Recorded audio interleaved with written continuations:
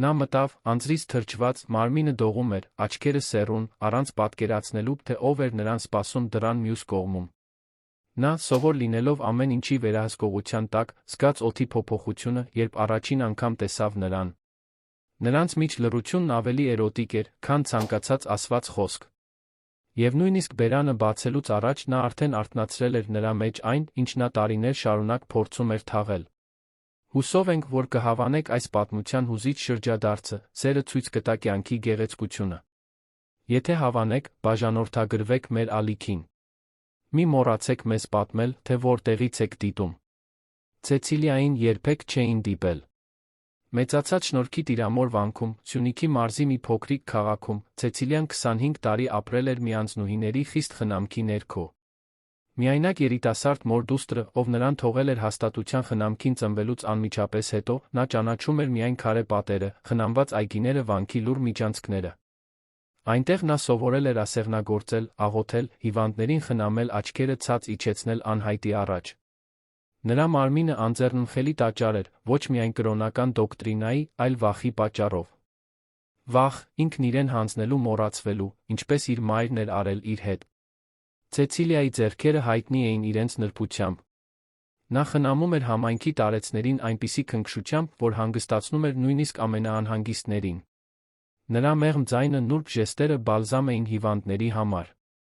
Այդ իսկ պատճառով, երբ վանքը լուր ստացավ ռեսուրսների պակասի պատճառով իր մոտալուտ փակման մասին, մայրապետ Կոնսեպսիան, վանամայրը, անմիջապես Ցեցիլիայի մասին մտածեց հատուկ առաջադրանքի համար։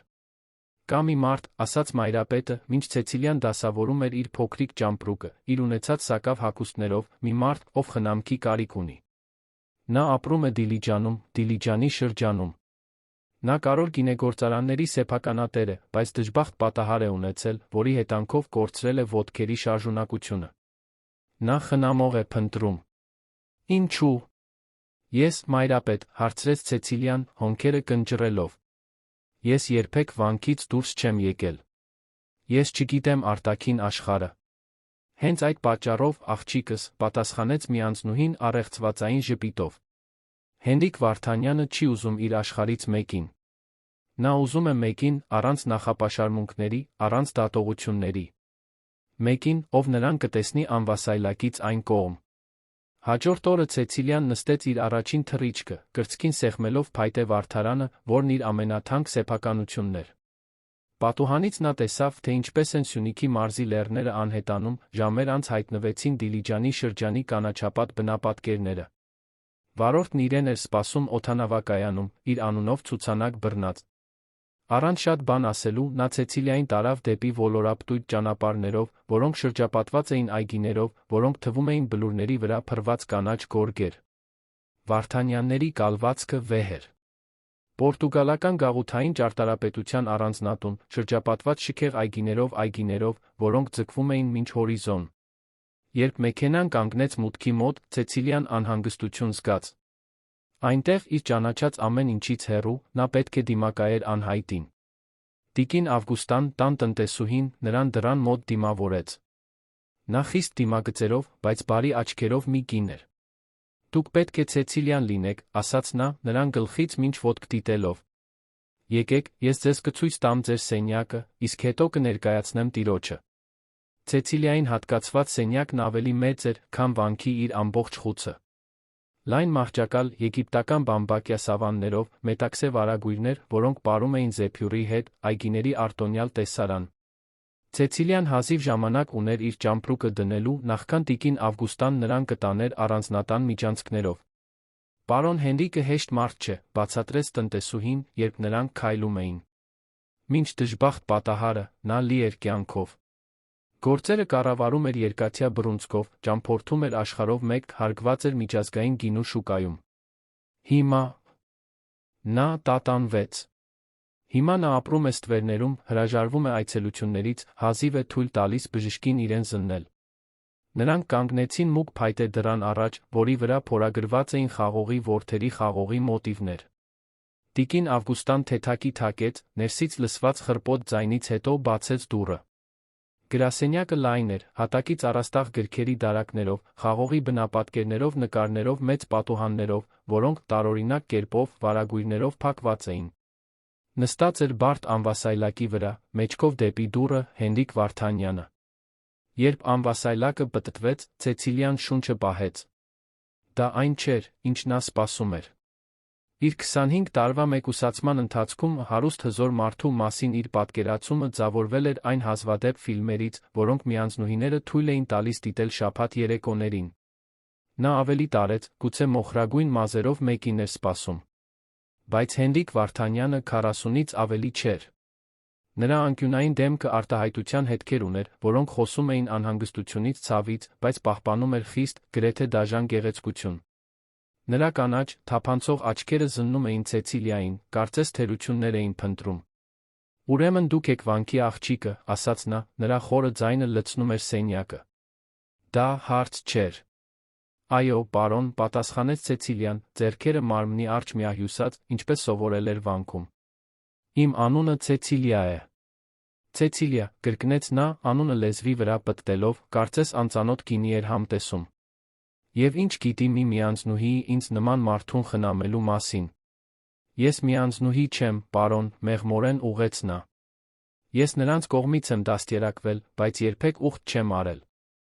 Ես գիտեմ մարդկանց խնամել։ Ես 10 տարի աշխատել եմ վանքի հիվանդանոցում։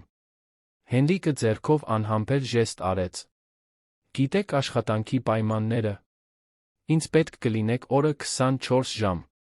Լոգանքներ, մահճակալից անվասայլակ տեղափոխումներ, ֆիզիոթերապիայի վարժություններ, դեղորայքներ։ Հանգստյան օրեր չկան, շաբաթ-կիրակի օրեր չկան։ Պատրաստ եք դրան։ Ցեցիլիան պահպանեց ուղիղ կեցվածքը, հայացքը հաստատուն էր, չնայած նյարդայնությանը։ Այո, պարոն։ Ծանր լռություն տիրեց գրասենյակում։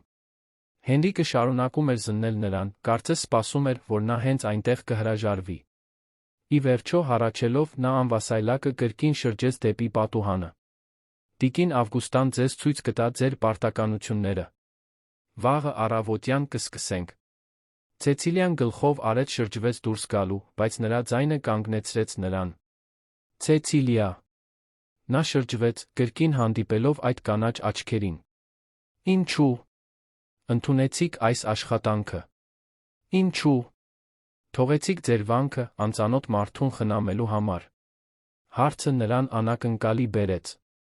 Մի պահ նա մտածեց ստելու, ինչ-որ բան ասելու կոչման կամ քրիստոնեական բարեգործության մասին։ Բայց նրա աչքերում ինչ-որ բան ազնվություն էր խնդրում։ Վանքը փակվեց, պարոն։ Մենք այլս ռեսուրսներ չունեինք հաստատությունը պահելու համար։ Ավելի տարեց միանձնուհիներին տեղափոխեցին կարգի այլ տներ։ Ես գնալու տեղ չունեի։ Հասկացողության մի շող անցավ նրա աչքերով։ Դա խղճահարություն չէր, նկատեց Ցեցիլիան, այլ ինչ-որ ճանաչում։ Ուրեմն մենք երկու խորտակվածներ ենք, մրմնջաց նա, ավելի շատ իրեն, քան նրան։ Ժեստով նա ազատեց նրան։ Առաջին օրերը դժվար էին։ Հենրիկը պահանջկոտ հաճախ տրամադրությունից դուրս հիվանդ էր։ Նա հրաժարվում էր կատարել ֆիզիոթերապիայի վարժությունները, անտեսում էր դեղորայքի ժամանակացույցը, սկզբում նույնիսկ թույլ չէր տալիս Ցեցիլիային օգնել իրեն լոգանքի ժամանակ, նախընտրելով Սակի օգնությունը, մի բուժքրոջ, ով շաբաթը 3 անգամ էր գալիս։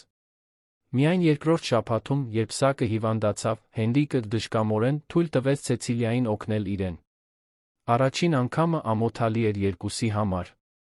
Ցեցիլիան, ով երբեք մերկ տղամարդ չէր տեսել, փորձում էր պահպանել պրոֆեսիոնալ հանգստությունը, մինչ օգնում էր Հենրիկին մերկանալ մտնել հարմարեցված լոգարանը։ Հենրիկը իր հերթին հայացքը հառած էր պահում պատին, դեմքը փակ, կարծես ուզում էր լինել ցանկացած այլ տեղ, բայց ոչ այստեղ։ Կարող ես նայել, գիտես, հանկարծ ասաց նա, մինչ Ցեցիլիան զգուշորեն սպունգով անցնում էր նրա մեջքի վրայով։ Պետք չէ ձացնել, թե հետաքրքրված չես։ Ցեցիլիան զգաց, թե ինչպես է դեմքը այրվում։ Ես հետաքրքրված չեմ, պարոն։ Ես իմ աշխատանքն եմ անում։ Երգիծական ժպիտը ծռեց նրա շրթունքները։ Երբեք մերկ տղամարդ չես տեսել, այնպես չէ։ Միանձնուհիները տղամարդու անատոմիա չեն սովորեցնում վանքում։ Ես անատոմիա գիտեմ, պատասխանեց նա, ձայնը հաստատուն պահելով, չնայած շփոթությանը։ Ես շատ տարեցների եմ խնամել վանքում։ Տարեցներ, կրկնեց նա, ժպիտը լայնացնելով։ Դա նույնը չէ։ Ցեցիլիան չպատասխանեց։ Նա կենտրոնացավ լոգանքը ավարտելու, նրան չորացնելու խալաթ հագցնելու վրա։ Երբ վերջապես նրան նստեցրեց անվասայլակում, նկատեց, որ Հենրիկը նրան դիտում էր այլ արտահայտությամբ։ Այլս սադրիչ ժպիտ չէր, այլ ինչ-որ հիացմունք։ Դուք այլ եք, քան ես սպասում էի, ասաց նա, ձայնը մեղմացնելով։ Կարծում էի, առաջին օրը կփախչեիք։ Կամ, ամենաքիչը, կլացեիք իմ սադրանքներից։ Դուք առաջին դառը մարդը չեք, ում ես խնամում եմ, պատասխանեց Ցեցիլիան, դասավորելով լոգանքի պարագաները։ Ցավը դա է անում մարդկանց հետ։ Հենրիկը լռեց, դիտելով նրան։ Երբ նա նորից խոսեց, նրա ձայնը անկեղծ հետաքրքրության նոտա ուներ։ Դուք հետաքրքրված չեք արտաքին աշխարհով։ Ամբողջ կյանքդ ապրել ես պատերի հետում, հիմա այստեղ ես, մեկ այլ տեսակի բանտում։ Չեք զղջում։ Ցեցիլիան մի պահ մտածեց։ Ես չեմ ընտրել ծնվել վանքում, պարոն։ Այնտեղ են ինձ թողել։ Բայց ես ընտրեցի մնալ, երբ մեծացա դուրս գալու համար։ Դա միակ տունն էր, որ ես ճանաչում էի։ Նա դադար տվեց, մտքերը դասավորելով։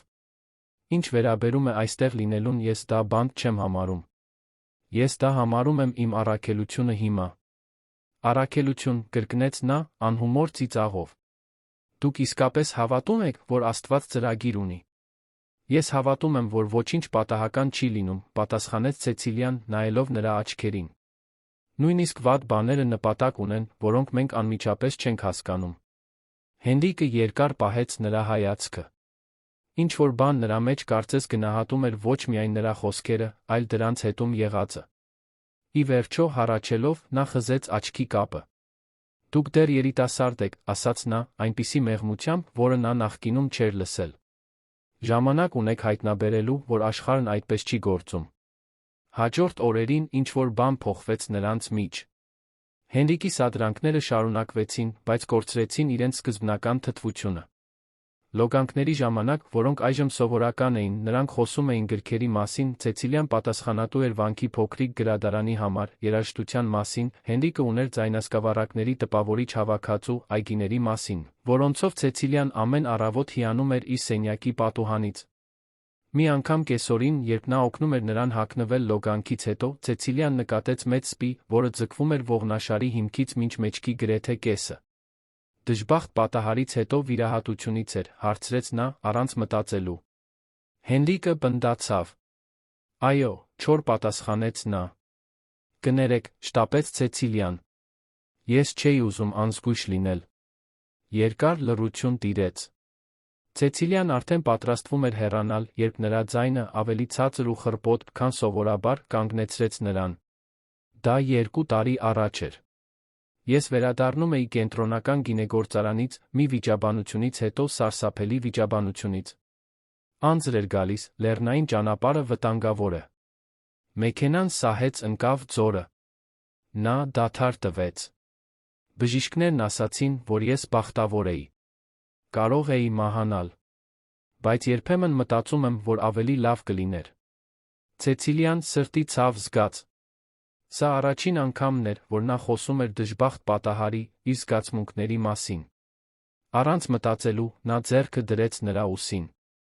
Մի ասեք այդպես։ Հենրիկը նայեց նրա ձեռքին իր ուսին, ապա նրա դեմքին։ Նրա հայացքում այնպիսի ինտենսիվություն կար, որ Ցեցիլիան կարմրեց։ Ինչու՞։ Եք հոգ տանում, հարցրեց նա, ձայնը գրեթե շշուկ էր։ Ցեցիլիան չգիտեր, թե ինչ պատասխանի։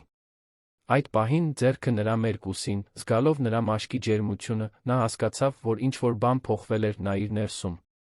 Այն, ինչ սկսվել էր որպես պարտականություն, անհրաժեշտություն, վերածվում էր ավելի խորը, ավելի անհանգստացնող բանի։ Իմ աշխատանքն է հոգ տանել, վերջապես պատասխանեց նա, ձեռքը հեռացնելով։ Հենրիկը երկար դիտեց նրան, կարծես գիտեր, որ դա ամբողջ ճշմարտությունը չէր։ Մի փոքր ժպիտ, սովորականից տարբեր, ոչ երգիծական, այլ անկեղծ, ծռեց նրա շրթունքները։ Ավելի լավ է հագնվեմ, ասաց նա։ Սա առում է։ Այդ գիշեր, իր անկողնում պառկած, Ցեցիլիան չէր կարողանում քնել։ Մտովի վերանայում էր օրվա յուրաքանչյուր պահը, յուրաքանչյուր փոխանակված խոսքը, յուրաքանչյուր թեթ հպումը։ Նա գիտեր, որ վտանգավոր տարածք էր մտնում։ Դա ոչ միայն պրոֆեսիոնալիզմի հարց էր, այլ այն փաստը, որ նրա սիրտը, պաշտպանված 25 տարվա մեկուսացումով նվիրվածությամբ, սկսում էր բացվել այն զգացմունքների համար, որոնք նա երբեք չէր զգացել։ Առանձնատան մյուս կողմում Հենրիկը նույնպես արթուն էր։ Նա պատուհանից նայում էր լուսնի լույսով ողողված այգիներին, մտածելով երիտասարդ կնոջ մասին, ով անսպասելի լույս էր բերել իր մթությանը։ Մի լույս, որը, նա վախենում էր, կարող էր մարել իր պահած գաղտնիքների պատճառով։ Իր մահճակալի կողքի սեղանին, կողպված դարակում մի լուսանկար կար, 9 տարեկան մի աղջիկ, իր նույն կանաչ աչքերով, ժպտում էր տեսախցիկին։ Եվ մի հարց, որը նրան տանջում էր ամեն գիշեր. Ո՞ր էր Լուսինեն հիմա։ Եթե հավանում եք, մեկնաբանեք, թե ինչ եք մտածում մեր զույգի սիրավեպի մասին։ 3 ամիս էր անցել, ինչ Ցեցիլիան եկել էր Վարդանյանների առանձնատուն։ Գարունը տեղը զիջել էր ամռանը, խաղողի այգիները, որոնք նախկինում ծածկված էին նուրբ ծաղիկներով, այժմ ցուցադրում էին խաղողի փոքրիկ ողկույզներ, որոնք խոստանում էին։ Հենց նոր խոստովանել էր, որ հրապուրված է իրենով։ Եվ ամենազարմանալին, նա նույնպես սկսում էր հրապուրվել նրանով։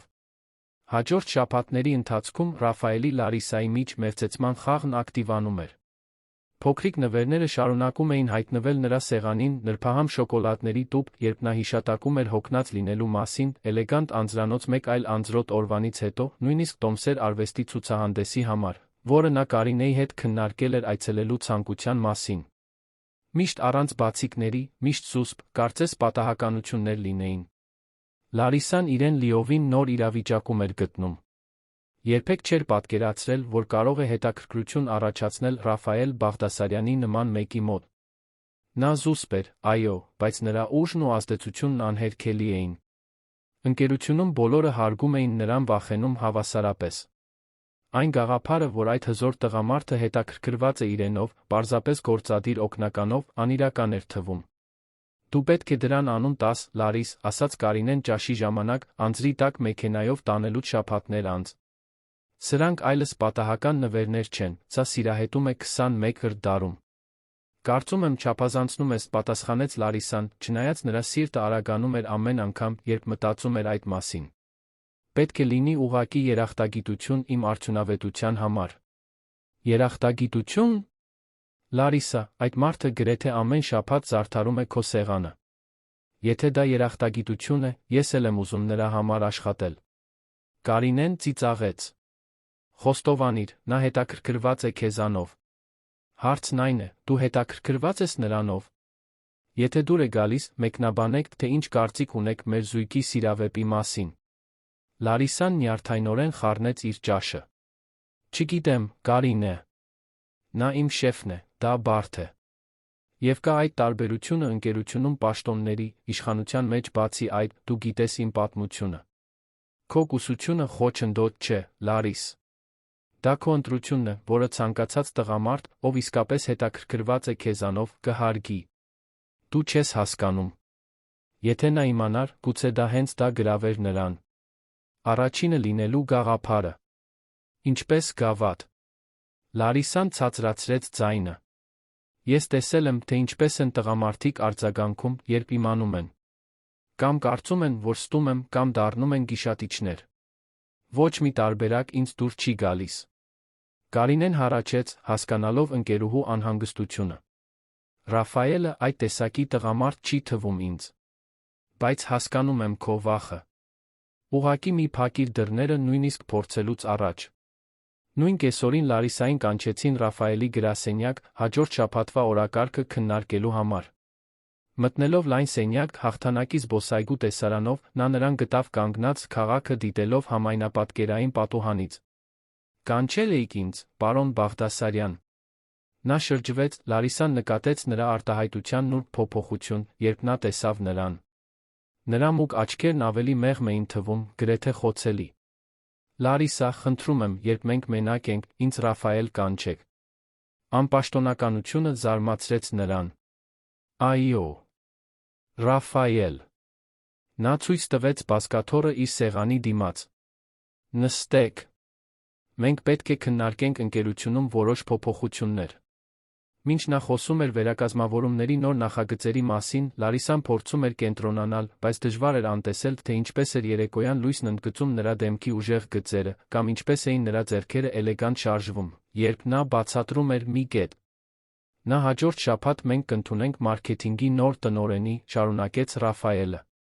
Տիգրան Ալեքսանյանը տեղափոխվում է Գյումրիի մասնաճյուղից։ Նա կաշխատի անմիջապես ձեր բաժնի հետ որոշ նախագծերի վրա։ Ուզում եմ, որ դուք լինեք սկզբնական կապի կետը, ներկայացնեք ընկերությունը, առօրյան։ Իհարկե, դա կարող եմ անել, պատասխանեց Լարիսան, պրոֆեսիոնալ, ինչպես միշտ։ Ռաֆայելը մի պահ վարանեց, նախքան ավելացնելը։ Ես լսել եմ, որ նա համբավ ունի հմայիչ լինելու աշխատակիցների հետ։ Ուղղակի ամեն ինչ խիստ պրոֆեսիոնալ պահեք։ Նրա ձայնի տոնը, այդ նախազգուշացումը տալիս, գրավեց Լարիսայի ուշադրությունը։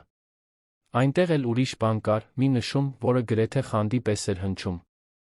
Ես միշտ խիստ պրոֆեսիոնալ հարաբերություններ եմ պահպանում աշխատանքում, պատասխանեց նա ուշադիր դիտելով նրա արձագանքը։ Ռաֆայելը գլխով արեց, գոհունակ տեսքով։ Ես գիտեմ։ Դա այն բաներից մեկն է, ինչով հիանում եմ քեզանով։ Հաջորդած լռությունը լի էր չարտահայտված լարվածությամբ։ Ռաֆայելը վեր կացավ, նորից մոտեցավ պատուհանին, նրան մեջքով։ Լարիսա, կուզեք ինձ հետ ընթրել վաղը երեկոյան։ Հարցը, այդքան ուղիղ անսպասելի, նրան անպատրաստ բռնեց։ Սա այլս նուրբ նվեր կամ քողարկված գովասանք չէր։ Սա իսկական հրավեր էր։ Գործնական ընթրիք, հարցրեց նա, դեռ փորձելով պահպանել պրոֆեսիոնալ կերպարը։ Ոչ։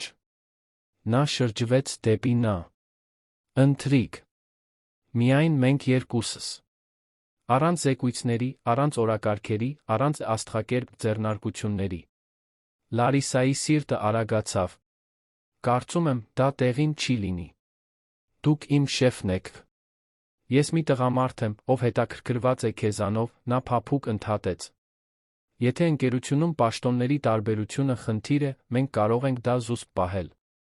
Կամ ես կարող եմ խնդրել, որ ձեզ տեղափոխեն այլ բաժին, ակնհայտորեն առաջխաղացմամբ։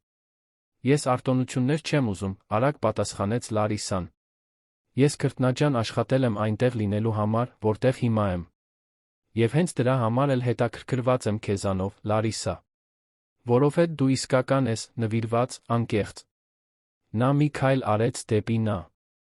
Միայն մի ընթրիք։ Եթե հարմար չզգաս, ես այլս երբեք չեմ անդրադառնա այդ թեմային։ Ինչ-որ բան նրա հայացքի անկեղծության մեջ հուզեց նրան։ Իր սովորական զգուշությանը հակառակ, Լարիսան գլխով արեց։ Մի ընթրիք։ Ժպիտը, որը լուսավորեց Ռաֆայելի սովորաբար լուրջ դեմքը, այնքան անկեղծ էր, որ նա չկարողացավ չժպտալի պատասխան։ Վաղը, ժամը 8-ին։ Կգամ քեզ տանելու։ Երբ Լարիսան դուրս եկավ գրասենյակից, նրա ոտքերը թեթակի դողում էին։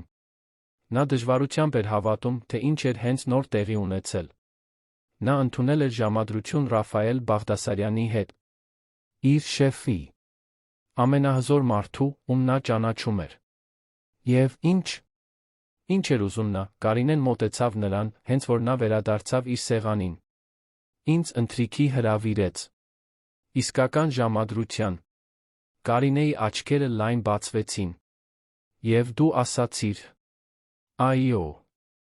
Աստված իմ, Կարինեն հուզված գրկեց նրան։ Սա հիանալի է։ Պետք է հետո բոլոր մանրամասները պատմես ինձ։ Ինչ ես հագնելու։ Ո՞ր է նա քեզ տանելու։ Հանգիստ, Կարինե։ Սա ընդամենը ընթրիք է։ Բայց չնայած իր խոսքերին, Լարիսան զգում էր մի հուզմունք, որը տարիներ շարունակ չէր զգացել։ Այդ գիշեր, մինչ նա իր զգեստապահարանում էր փնտրում ժամադրության համար հարմար ինչ-որ բան, Լարիսան մտածում էր, թե ինչպես էր իր կյանքն արագորեն փոխվում։ Տարիներ շարունակ նա թաքնվել էր իր պրոֆեսիոնալ արդյունավետության հետում, խուսափելով ավելի խորը կապերից։ Կարինեին իր կուսության մասին բացահայտումը խոցելիության հազվագյուտ պահ էր եղել։ Եվ հիմա նա պատրաստվում էր դուրս գալ մի տղամարդու հետ, ով հավասարապես վախեցնում հրապուրում էր նրան։ Հաջորդ առավոտ Լարիսան արթնացավ անհանգստության հուզմունքի խառնուրդով։ Նա խնամքով ընտրեց սովորականից ավելի էլեգանտ հագուստ, զուսպ մուգ կապույտ զգեստ, որն ընդգծում էր նրա կազմվածքը, մի փոքր ավելի շատ ժամանակ հատկացրեց մազերին, դրանք բաց թողնելով սովորական փնջի փոխարեն։ Երբ նա հասավ աշխատանքի, նրան դիմավորեց Կարինեի գնահատող հայացքը։ Վաու։ Եթե նպատակն էր ուշադրություն չգրավել այն փաստի վրա, որ դու շեֆի հետ ժամադրություն ունես, ապա դու անհաջողություն կրեցիր։ Շատ գեղեցիկ ես։ Լարիսան կարմրեց։ Կարծում ես, որ շատ ակնհայտ է։ Նրանց համար, ովքեր քեզ ճանաչում են, այո։ Բայց հանգստացիր, դու արժանի ես մի փոքր ավելի շատ զարդարվել։ Օրն անցավ ցավալի դանդաղությամբ։ Լարիսան փորձում էր կենտրոնանալ առաջադրանքների վրա, բայց նրա միտքը անընդհատ վերադառնում էր երեկոյան ընթրիքին։ Ժամը 11-ի մոտ նա ընդունարանից էլեկտրոնային նամակ ստացավ, որում հայտնվում էր, որ նոր գործադիրը ժամանել խնդրում էր, որ նրան ներկայացնեն բաժնին։ Տիգրան Ալեքսանյանը հենց այնպիսին էր, ինչպես Ռաֆայելը ենթադրել էր, հմայիչ։ Բարձրահասակ, ինքնավստահ ժպիտով փայլուն կանաչ աչքերով, նա բնական խարիզմա էր ճառագում։ Նա անթերի էր հագնվում, նրա խոսելածը, Գյումրիի առոգանությամբ, անմիջապես ուշադրություն էր գրավում։ Ուրեմն դու ես հայտնի Լարիսան, ասաց նա, երբ նրան ներկայացրին, նրա ձեռքը սեղմելով ավելի երկար, քան անհրաժեշտ էր։ Ռաֆայելը նշել է, որ դու այս ընկերության սիրտն ես։ Հիմա հասկանում եմ, թե ինչու։ Գովասանքը ակնհայտորեն ֆլիրտ էր, Լարիսան քաղաքավարիորեն հեռացրեց իր ձեռքը։ Բարի գալուստ աստղակերպ Երան, պարոն Ալեքսանյան։ Ես ցույց կտամ ձեր գրասենյակը, կներկայացնեմ ձեզ թիմին։ Խնդրում եմ, ինձ Տիգրան կանչեք։ Համոզված եմ, որ մենք լավ ընկերներ կլինենք։ Նրա հայացքը սահեց Լարիսայի ամբողջ մարմնով, չթաքցնելով հետաքրքրությունը։ Օրվա մնացած մասում Տիգրանը տարբեր պատրվակներ էր գտնում, անցնելու Լարիսայի սեղանի կողքով, միշտ ինչ-որ հարցով կամ խնդրանքով, որը հեշտությամբ կարող էր լուծվել հեռախոսով կամ էլեկտրոնային փոստով։ Ակնհայտ էր, որ նա հետաքրքրված էր նրանով, նույնքան ակնհայտ էր, որ նա այն տեսակից չէր, ով հեշտությամբ ընդունում էր ոչ որպես պատասխան։ Ժամը 3-ի մոտ Լարիսան բացատրում էր որոշ ներքին ընթացակարգեր, երբ իր հետում մի ներկայություն զգաց։ Ռաֆայելը կանգնած էր իր սեղանի մոտ, դիտելով նրա Տիգրանի միջ փոխազդեցությունը, դժգոհություն ինչ-որ ավելի ուժեղ բան արտահայտող դեմքով։ Տիգրան, տեսնում եմ, որ արդեն ծանոթացել ես Լարիսայի հետ։ Ռաֆայելի տոնը ջերմ էր, բայց տակից մի որոշակի կոշտություն կար։ Այո, նա չափազանց օգտակար է եղել։ Տիգրանի ժպիտը հաշվարկված անմեղ էր, բայց երկիմաստությունը պարզ էր։ Հիանալի է։ Մենք պետք է խոսենք Ավրորա նախագծի մասին։ Իմ սենյակում 10 րոպեից։ Ռաֆայելը կարճ նայեց Լարիսային, նա նկատեց սեփականատիրության մի փայլ նրա աչքերում, նախքան նա հեռանալը։ Ձեր շեֆը ձեզ բավականին պաշտպանող է թվում, մեկնաբանեց Տիգրանը, հենց որ Ռաֆայելը դուրս եկավ։ Դուք ինչ-որ բան ունեք։ Մեր հարաբերությունները խիստ պրոֆեսիոնալ են, ավտոմատ պատասխանեց Լարիսան, զգալով, որ դեմքը տաքանում է։ Ինչ ցավալի է նրա համար։ Տիգրանը ժպտաց, թեթակի թեքվելով նրա սեղանի վրա։ Որովհետև ես ձեզ հետ խիստ պրոֆեսիոնալ մտադրություններ չունեմ, Լարիսա։ Ուղիղ հայտարարությունը նրան անակնկալի բերեց։ Պարոն Ալեքսանյան։ Տիգրան, կարծում եմ, դուք շփոթում եք բաները։ Ես գործադիր օգնական եմ, հետաքրքրված չեմ։ Դեռս, նա ընդհատեց նրան, ինքնավստահ։ Դեռս հետաքրքրված չեք։ Բայց խոստանում եմ, որ դա կփոխվի։ Աչքով անելով նա հեռացավ դեպի Ռաֆայելի գրասենյակը։ Լարիսան շունչ քաշեց, որը նույնիսկ չէր նկատել, որ պահում էր։ 24 ժամից պակաս ժամանակում նա երկու տղամարդու կողմից հայտարարված հետաքրքրություն էր ստացել, մի բան, որը նախկինում չէր եղել իր խնամքով կազմակերպված կանխատեսելի կյանքում։ Երեկոյան ժամը 6-ին Ռաֆայելը դուրս եկավ իր գրասենյակից, կարճ կանգ առավ Լարիսայի սեղանի մոտ։ Դեռ ուժի մեջ է այսօր երեկոյան, հարցրեց նա ցածր ձայնով։ Այո, հաստատեց նա։ Հիանալի է։ Նա վարանեց, կարծես ավելին ցանկանալով ասել, բայց ուղղակի գլխով արեց։ Մինչ երեկո, ուրեմն։ Մինչ Ռաֆայելը հեռանում էր, Լարիսան նկատեց Տիգրանին, ով իր սենյակից դիտում էր փոխազդեցությունը, հաշվենկատ արտահայտությամբ։ Ժամը 7:30-ին Լարիսան տանը վերջացնում էր հագնվելը, երբ Ռաֆայելից հաղորդագրություն ստացավ։ Ես հասնում եմ։ Հուսով եմ, որ սիրում ես իտալական ուտելիք։ 15 րոպե անց դռնախոսը զանգահարեց։ Ռաֆայելը սպասում էր նախասրահում, էլեգանտ մուգ մոխրագույն կոստյումով առանց փողկապի, կորպորատիվ միջավայրից դուրս էլ ավելի գրավիչ թվում։ Դու հիասքանչ ես, պարզապես ասաց նա, երբ նա մտավ մեքենա։ Շնորհակալություն։ Դուք եք շատ էլեգանտ։ Լարիսան տարօրինակ կերպով հանգիստ զգաց իրեն, չնայած նյարդայնությանը։ Ընտրված ռեստորանը կենտրոնում գտնվող փոքրիկ, զուսպ իտալական հաստատություն էր, ընկերության անձնակազմի կողմից հաճախվող վայրերից հեռու։ Փափուկ լուսավորությամբ, լավ տարածված սեղաններով մտերմիկ մթնոլորտով, այն կատարյալ էր անձնական խոսակցության համար։ Հենց որ նրանց տեղավորեցին, Ռաֆայելը կարմիր գինի պատվիրեց, որը մատուցողը խորհուրդ տվեց։ Հուսով եմ, որ դեմ չեք, ասաց նա։ Այս վայրը բացառիկ գինու մառան ունի։ Ես շատ բան չեմ հասկանում գինիներից, խոստովանեց Լարիսան։ Ես էլ, մինչ մի քանի տարի առաջ։ Նա ժպտաց, առաջին անգամ նա նրա մեջ տեսավ իսկական խոցելիություն։ Ես մեծացել եմ Վանաձորի պարզ ընտանիքում։ Իմ հայրը մեխանիկ էր։ Ես սովորել եմ գինու, արվեստի գրականության մասին, որովհետև պետք էր հարմարվել կորպորատիվ աշխարհին, ոչ թե որովհետև ծնվել էի դրանում։ Բացահայտումը զարմացրեց Լարիսային։ Նա միշտ պատկերացրել էր Ռաֆայելին որպես ոսկե օրորոցում ծնված մեկը։ Երբեք չէի պատկերացնի, որ ես խոնարհ ծագում ունեմ։ Նա ուսերը թափահարեց։ Քիչ մարդիկ գիտեն։ Նախընտրում եմ, որ ինձ դատեն այն բանով, ինչ կառուցել եմ, ոչ թե այն բանով, թե որտեղից եմ եկել։ Խոսակցությունը զարմանալիորեն հեշտությամբ հոսում էր։ Ռաֆայելը խոսեց իր մանկության մասին Վանաձորի մարզում, ծնողների զոհաբերությունների մասին, իրենց երեխաներին որակյալ կրթություն տալու համար, իր վճռականության մասին, ամուր կարիերա կառուցելու։ Լարիսան իր հերթին պատմեց իր ընտանիքի մասին Գյումրիում, իր մանկության երազանքների, իր պրոֆեսիոնալ ձգտումների մասին։ Ինչու ընտրեցիք աշխատել որպես գործադիր օգնական, հարցրեց նա, մինչ նրանք վայելում էին հիմնական ուտեստը։ Սիրում եմ կազմակերպել, բաներն անթերի դարձնել կուլիսներում։ Նա ժպտաց։ Եվ ես լավ եմ դրանում։ Հիանալի, իրականում։ Ռաֆայելը նրան դիտում էր ինտենսիվությամբ։ Դուք կարող եք շատ ավելին անել։ Երբեմն մտածել եք ընկերությունում առաջ գնալու մասին։ Երբեմն։ Բայց սիրում եմ այն, ինչ անում։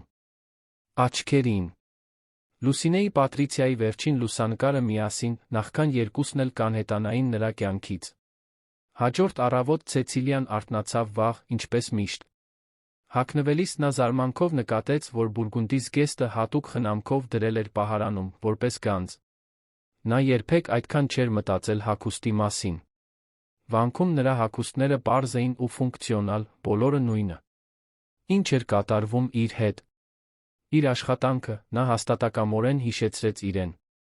Հենրիկն իր աշխատանքն էր, իր հիվանդը, իր գործատուն։ Ուրիշ ոչինչ։ Երբ նա դուրս եկավ միջանցք, դեպի նրա սենյակ, օգնելու նրան առավոտյան գործերում, մի էլեգանտ կին, որն անցնում էր մուտքի սրահով, գրավեց նրա ուշադրությունը։ Կինը, անթերի դասավորված մուգ մազերով դիզայներական կոստյումով, շրջվեց, լսելով Ցեցիլիայի քայլերը։ Ահ, ասաց կինը, սառը ժպիտով։ Դուք պետք է լինեք նոր աշխատողը։ Ինչ-որ բան այն բանի մեջ, թե ինչպես էր կինը նրան գնահատում, գլխից մինչ ոտք, ստիպեց Ցեցիլիային փոքր զգալ իր պարզ զգեստի մեջ։ Ես Ցեցիլիա Ալեքսանյանն եմ, պարոն Հենրիկի խնամողը, պատասխանեց նա, պահպանելով հանգստությունը։ Կնոջ ժպիտը լայնացավ, բայց մնաց նույնքան սառը։ Պատրիցիա Վարդանյան, ներկայացրեց նա իրեն։ Հենրիկի նախկին կինը։ Եվ ապագա կինը, կրկին։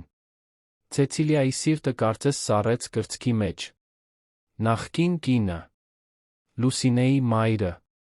Կինը, ով, ըստ տիկին Ավգուստայի, կոտրել էր Հենրիկի սիրտը անհետացել իր դստեր հետ։ Հենրիկը արթո՞ւն է, հարցրեց Պատրիցիան, արդեն շարժվելով դեպի միջանցք, որը տանում էր դեպի նրա սենյակը։ Նա սովորաբար արթնանում է 8-ին, պատասխանեց Ցեցիլիան, փորձելով ձայնը չեզոք պահել։ Ես հենց պատրաստվում էի։ Մի անհանգստացեք, ընդհատեց Պատրիցիան, ձեռքի անփույթ ժեստով։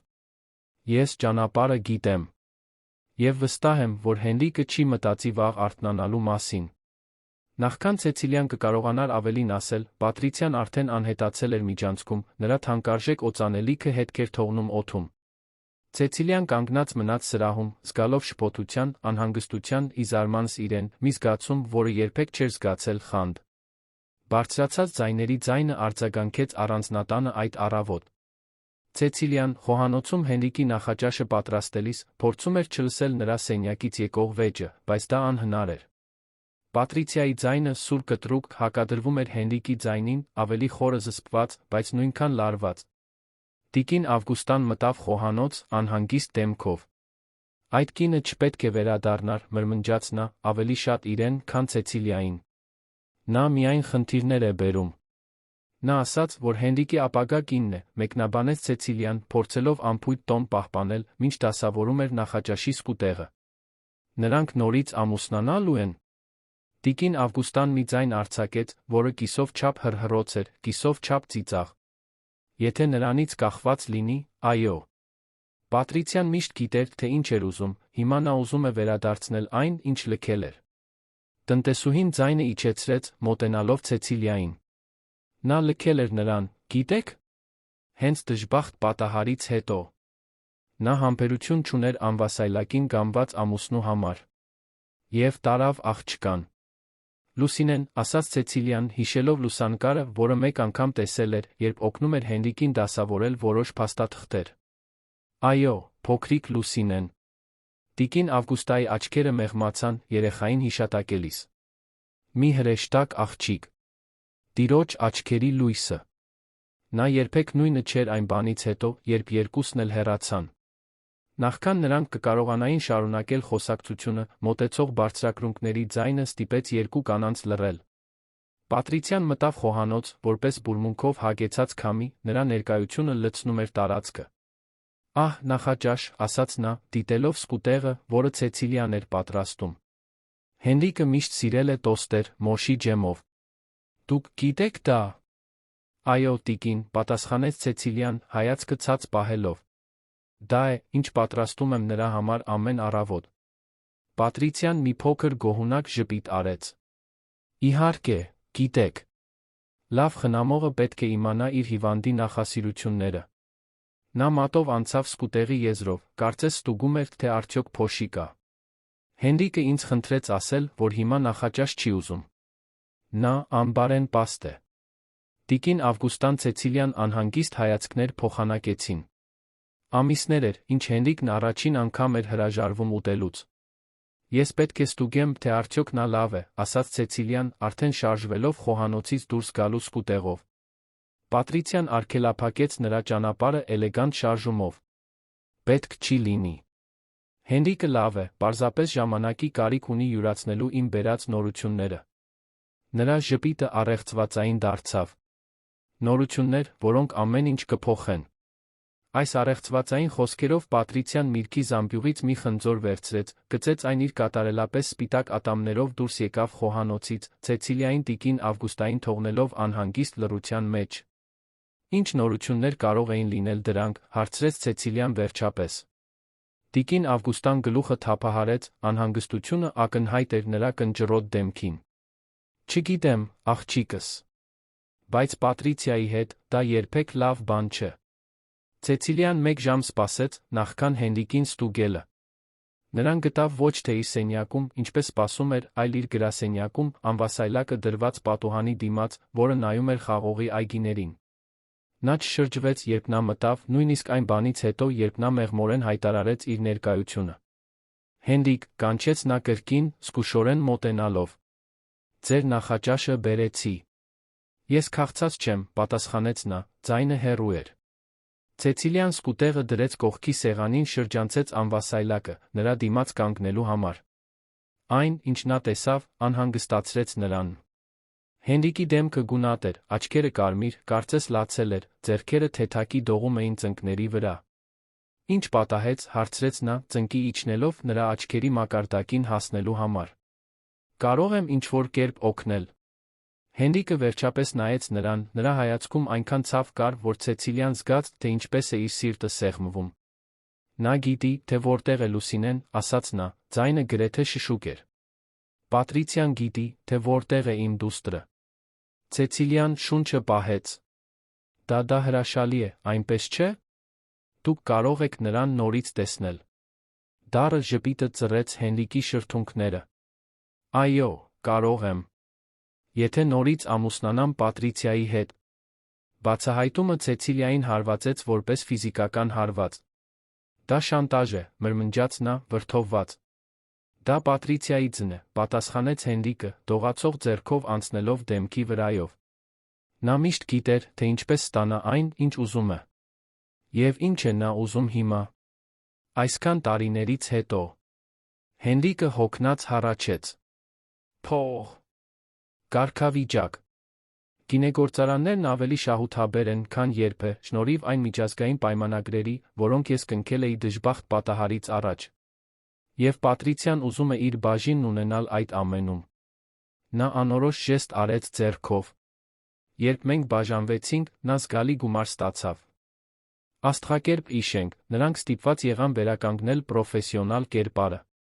Բայց օրվա մնացած մասում Լարիսան նկատեց, որ Ռաֆայելն անհանգիստ էր թվում, մի քանի անգամ դուրս էր գալիս իր սենյակից, ստուգելու ինչ-որ բան բաժնում, միշտ անցնելով իր սեղանի կողքով, զուսպ հայացքով։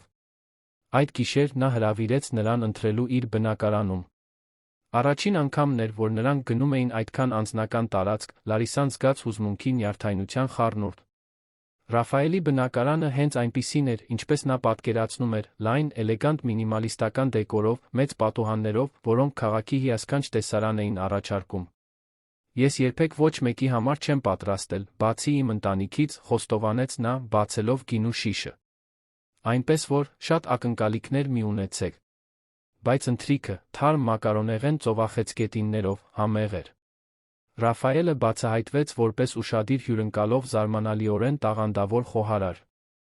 Ճաշից հետո նրանք նստեցին բազմոցին, գինու բաժակներով, վայելելով Երանի գիշերային տեսարանը։ Այսօրվա մասին սրճարանում, սկսեց նա, ձայնն ավելի լուրջ։ Ես կատաղած էի, տեսնելով, թե ինչպես էր Տիգրանը այդպես դիպչում քեզ։ Նկատեցի։ Ես չեմ կարող դիմանալ քո մոտ ուրիշ տղամարդու գաղափարին։ Նա բռնեց նրա ձեռքը։ Գիտեմ, որ սեփականատիրական է թվում, գուցե այդպես է։ Բայց դա ինձանից ուժեղ է։ Այնպես, ինչպես նրա մուգ աչքերը նայում էին նրան, ցանկությամբ, սեփականատիրությամբ ինչ-որ ավելի խորը բանով, ստիպեց Լարիսայի սիրտը արագանալ։ Ռաֆայել, ես պետք է քեզ մի բան պատմեմ։ Ինչը։ Նա խորը շունչ քաշեց, քաջություն հավաքելով։ Ժամանակն էր բացահայտել իր գաղտնիքը։ Բայց նախքան նա կխոսեր, Ռաֆայելի հեռախոսը զանգահարեց։ Դա միջազգային զանգ էր ԱՄՆ-ի գլխավոր գրասենյակից, որն անտեսել հնարավոր չէր։ Պահն անցավ։ Ավելի ուշ, երբ նա նրան տուն տարավ, Լարիսան որոշեց, որ ամեն ինչ կպատմի հաջորդ հանդիպման ժամանակ։ Նա չէր կարող շարունակել խորացնել հարաբերությունները այդ գաղտնիքով նրանց միջ։ Հաջորդ առավոտ, աշխատանքի գալով, Լարիսան Տիգրանին գտավ իր սեղանի մոտ սպասելիս։ Ես եկել եմ ներողություն խնդրելու երեկվա համար, ասաց նա, իսկապես զղջացած տեսքով։ Ես անցա սահմանները։ Ամեն ինչ լավ է, պատասխանեց Լարիսան, զգուշորեն։ Բայց հուսով եմ, որ կհասկանաք, որ ես հետաքրքրված չեմ։ Որովհետև Բաղդասարյանի հետ ես։ Երբ նա չպատասխանեց, նա տխուր ժպտաց։ Մի անհանգստացիր, ես ոչ մեկին չեմ պատմի։ Ուղղակի հուսով եմ, որ գիտես, թե ինչի մեջ ես մտնում։ Ռաֆայելի նման տղամարդիկ չեն սիրահարվում գործադիր օգնականներին։ Նրանք օգտագործում դեն են նետում նրանց։ Դու չես ճանաչում Ռաֆայելին։ Ես ճանաչում եմ այդ տեսակին։ Հավատացեք, ես արդեն տեսել եմ այս ֆիլմը։ Նա հառաչեց, իսկապես անհանգստացած թվալով։ Ուղղակի չեմ ուզում, որ դու վնասվես։ Նրա թվացյալ անկեղծությունը նրան անպատրաստ բռնեց։ Մի պահ Լարիսան մտածեց, թե արդյոք սխալ էր դատել Տիգրանին։ Գուցե նա պարզապես էժան նվաճող չէր։ Շնորհակալություն անհանգստության համար, ասաց նա ավելի մեղմ։ Բայց ես գիտեմ, թե ինչ եմ անում։ Տիգրանը գլխով արեց հեռացավ, Լարիսային թողնելով հակասական մտքերով։ Նրա խոսքերը, թե հավանաբար խանդից մղված, դիպել էին ցավոտ կետին։ Իսկ եթե Ռաֆայելը պարզապես զվարճանում էր։ Իսկ եթե նա հետաքրքրությունը կորցներ, իմանալով նրա անփորձության մասին։ Հաջորդ օրերին Տիգրանը փոխեց իր մոտեցումը։ Ուղիղ ֆլիրտի փոխարեն նա ընկերական պրոֆեսիոնալ էր։ Համագործակցում էր նախագծերում, օգնություն էր առաջարկում, երբ անհրաժեշտ էր, դադարեցրեց հարձակումները։ Փոփոխությունն այնքան նկատելի էր, որ նույնիսկ Կարինեն մեկնաբանեց։ Մի՞թե Տիգրանը վերջապես հասկացավ ուղերձը։ Կարծես թե այո, պատասխանեց Լարիսան, թեթացած։ Հիմա շատ ավելի պրոֆեսիոնալ է։ Նրանցից ոչ մեկը չնկատեց այդ փոփոխության հետում ընկած հաշվարկված ռազմավարությունը։ Տիգրանը որոշել էր, որ Լարիսային նվաճելու ճանապարհը նախ անցնում էր նրա վստահությունը շահելու միջոցով։ Մեկ շաբաթ անց Ռաֆայելը ստիպված եղավ գործուղման մեկնել Գյումրի։ Նրա բացակայության ժամանակ Տիգրանը ուժեղացրեց իր ընկերական ներկայությունը, ճաշելով Լարիսայի Կարինեի հետ նույն սեղանի մոտ, անձրի ժամանակ մեքենայով տանելով, առավոտյան ամբողջ թիմի համար սուրճ բերելով։ Նրա վերափոխումը գիշատիչից օգնական գործընկերոջ կարծես ամբողջական էր։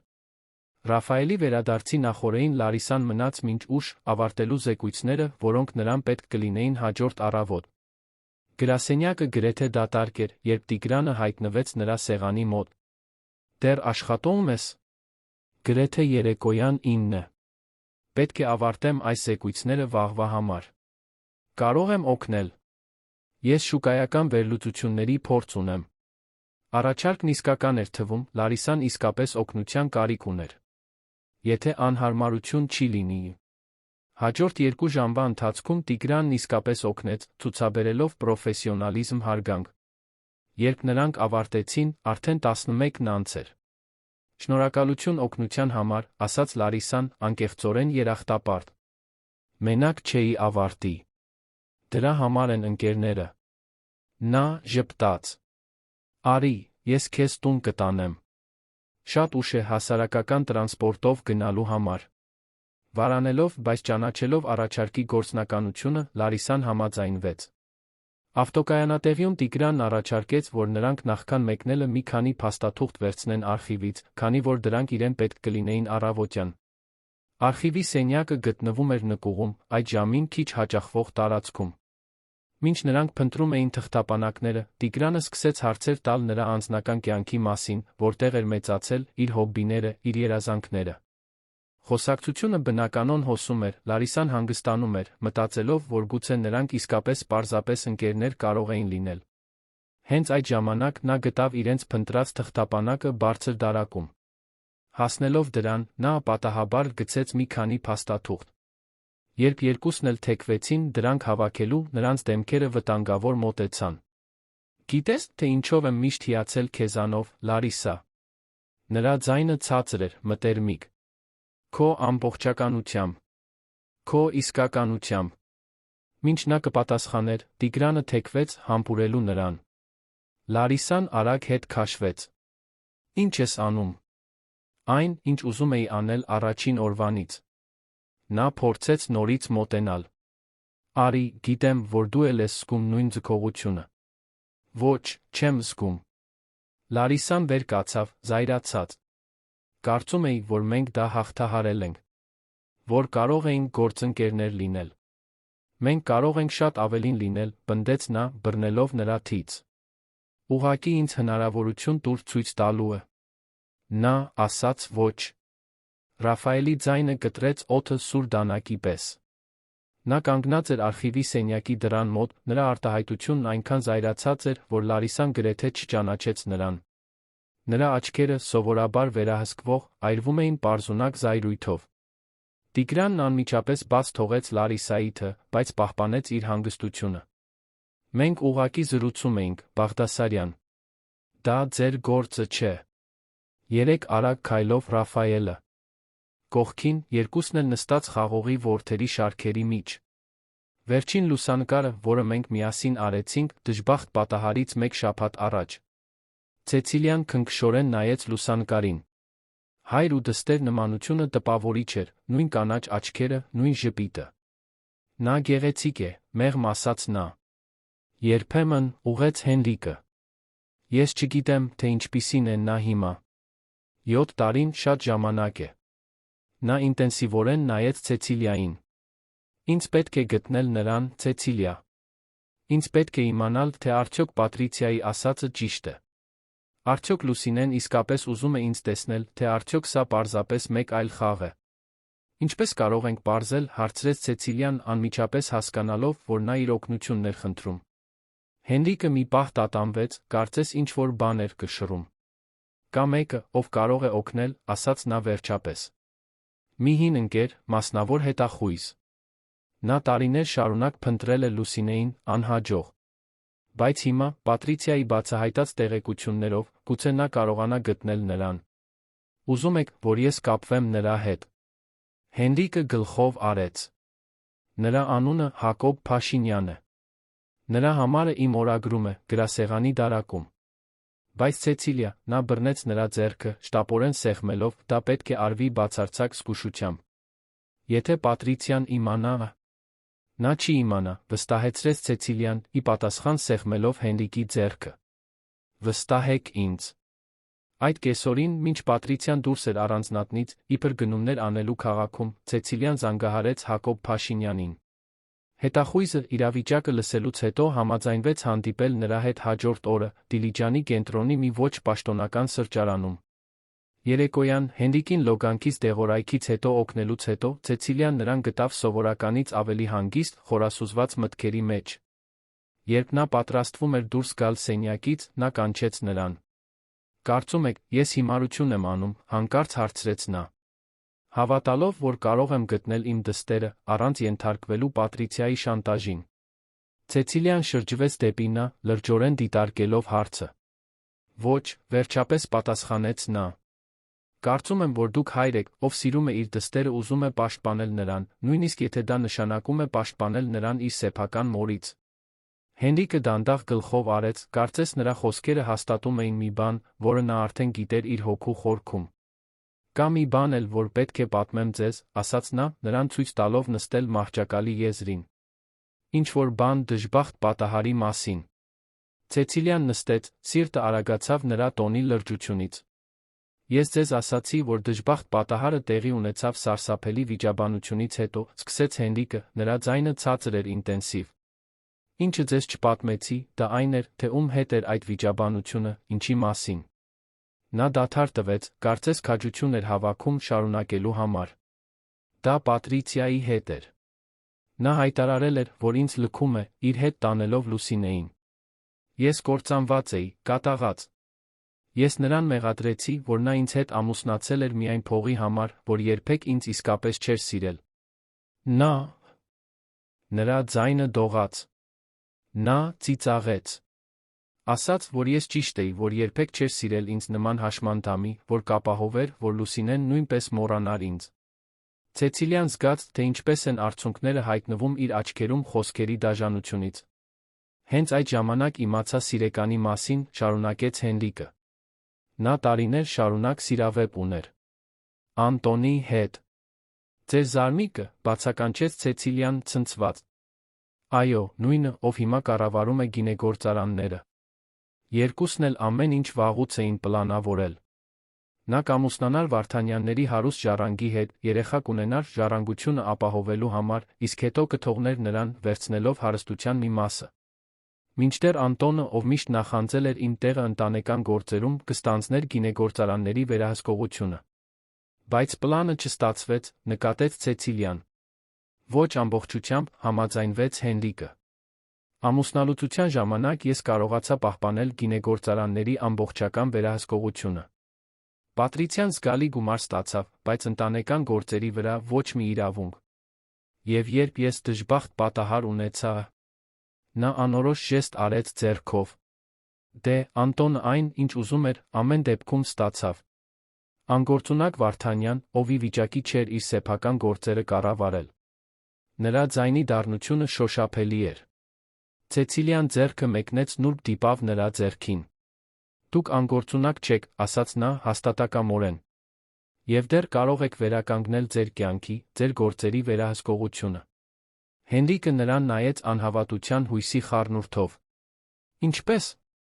Նայեք ինձ, Ցեցիլիա։ Ես այն մարդու կեսն եմ, որ ես էի։ Ոչ, հակաճառեց նա, այնպիսի ուժով, որը զարմացրեց երկուսին էլ։ Դուք նույն մարդն եք, պարզապես այլ հանգամանքների եք դիմակայում։ Ես տեսա, թե ինչպես էին մարդիկ արձագանքում ձեզ փառատոնին։ Նրանք հարգում են ձեզ։ Նրանք ուզում են ձեզ վերադարձնել։ Մի փոքր ժպիտ հայտնվեց Հենրիկի շրթունքներին։ Դուք իսկապես հավատում եք դրան, այնպես չէ։ Ամբողջ սրտով, պատասխանեց Ցեցիլիան, ժպիտը վերադարձնելով։ Մի պահ լռություն տիրեց նրանց մեջ, լի զգացմունքներով։ Հենրիկը նայեց իրենց միացած ձեռքերին, ապա նորից նրա դեմքին։ Կա մի բան, որ Պատրիցիայի ասածը ճիշտ է, մրմնջաց նա։ Փողը ամեն ինչ չէ։ Ես տարիներ շարունակ կայսրություն էի կառուցում, գինեգործարանները ամեն ինչից վեր դնելով, նույնիսկ իմ ընտանիքից։ Գուցե դժբախտ պատահարը արթնացում էր։ Մի հնարավորություն տեսնելու համար, թե ինչն է իսկապես կարևոր։ Եվ ինչն է իսկապես կարևոր, հարցրեց Ցեցիլիան, գրեթե չշնչելով։ Հենրիկի աչքերը կանաչ, ինչպես այն այգիները, որոնք նա այդքան սիրում էր, հարվեցին նրա աչքերին։ Սա, պատասխանեց նա, ձեռքը դնելով նրա դեմքին։ Իսկական կապեր։ Մարդիկ, ովքեր հոգ են տանում ոչ թե այն բանի համար, ինչ ունեմ, այլ այն բանի համար, ինչ ես եմ։ Նա քնքշորեն շոյեց Ցեցիլիայի դեմքը։ Դուք ինձ դա հիշեցրեցիք, Ցեցիլիա։ Դուք ստիպեցիք ինձ նորից ապրել ցանկանալ։ Նրա սիրտը արագացավ խոսքերից։ Մի պահ թվաց, թե ժամանակը կանգ է առել։ Հենրիկը թեթակի առաջ թեքվեց, նրա աչքերը հիմա նրա ձեռքերին, ապա նրա շրթունքներին։ Ցեցիլիան իրեն ձգված զգաց դեպի նա, որպես մագնիսական ուժ։ Եվ ապա մեղմորեն նրա շրթունքները հանդիպեցին նրա շրթունքներին նուրբ, գրեթե հարգալից համբույրով։ Դա կարճ էր, մի հպում, որը տեց ընդամենը մի քանի վայրկյան, բայց որը Ցեցիլիայի համար կարծես պարունակում էր մի ամբողջ կյանքի զգացմունքներ, որոնք նա երբեք չէր զգացել։ Երբ նրանք բաժանվեցին, երկուսն էլ ավելի արագ էին շնչում։ Հենրիկը զարմանքի արտահայտություն ուներ, կարծես չէր կարողանում հավատալ իր արածին։ Ցեցիլիա, սկսեց նա, ձայնը խռպոտ։ Ես չպետք է։ Դուք իմ խնամողն եք, եսը։ Նա նուրբ մատը դրեց նրա շրթունքներին, լռեցնելով նրան։ Մի ասեք, որ զղջում եք, խնդրեց նա շշուկով։ Խնդրում եմ։ Հենրիկը բռնեց նրա ձեռքը, նուրբ համբուրեց այն։ Ես չեմ զղջում, վստահեցրեց նա։ Բայց ես վախենում եմ։ Վախենում եմ, թե ինչ կանի։ Պատրիցիան, երբ իմանա, վախենում եմ, որ չեմ լինի այն մարդը, ում դուք արժանի եք, վախենում եմ։ Նա տատանվեց։ Վախենում եմ, որ չեմ կարողանա ձեզ տալ այն, ինչ երբեք չեք ունեցել։ Ցեցիլիան անմիջապես հասկացավ, թե ինչին էր նա անդրադառնում։ Նրա ֆիզիկական վիճակը, նրա պարալիզը։ Հենրիկ, ասաց նա, նրա դեմքը բռնելով իր ձեռքերի մեջ, դուք ինձ արդեն տվել եք մի բան, որը ես երբեք չեմ ունեցել։ Դուք ստիպել եք ինձ զգալ, որ ես ինչ-որ տեղ, ինչ-որ մեկին եմ պատկանում։ Դա ավելին, քան բավարար է։ Նրա աչքերը փայլեցին հույզերից։ Ցեցիլիա Ալեքսանյան, մրմնջաց նա, դուք ամենաարտակարգ կինն եք, ում ես երբե հանդիպել եմ։ Նա ժպտաց, զգալով, թե ինչպես է դեմքը կարմրում գովեստից։ Եվ դուք, Հենրիկ Վարդանյան, շատ ավելին եք, քան կարծում եք, որ կաք։ Եվ մի օր, ես դա կապացուցեմ ձեզ։ Այդ գիշեր, երբ Ցեցիլիան դուրս եկավ Հենրիկի սենյակից, նա իրեն զգում էր, կարծես ամպերի վրայով էր քայլում։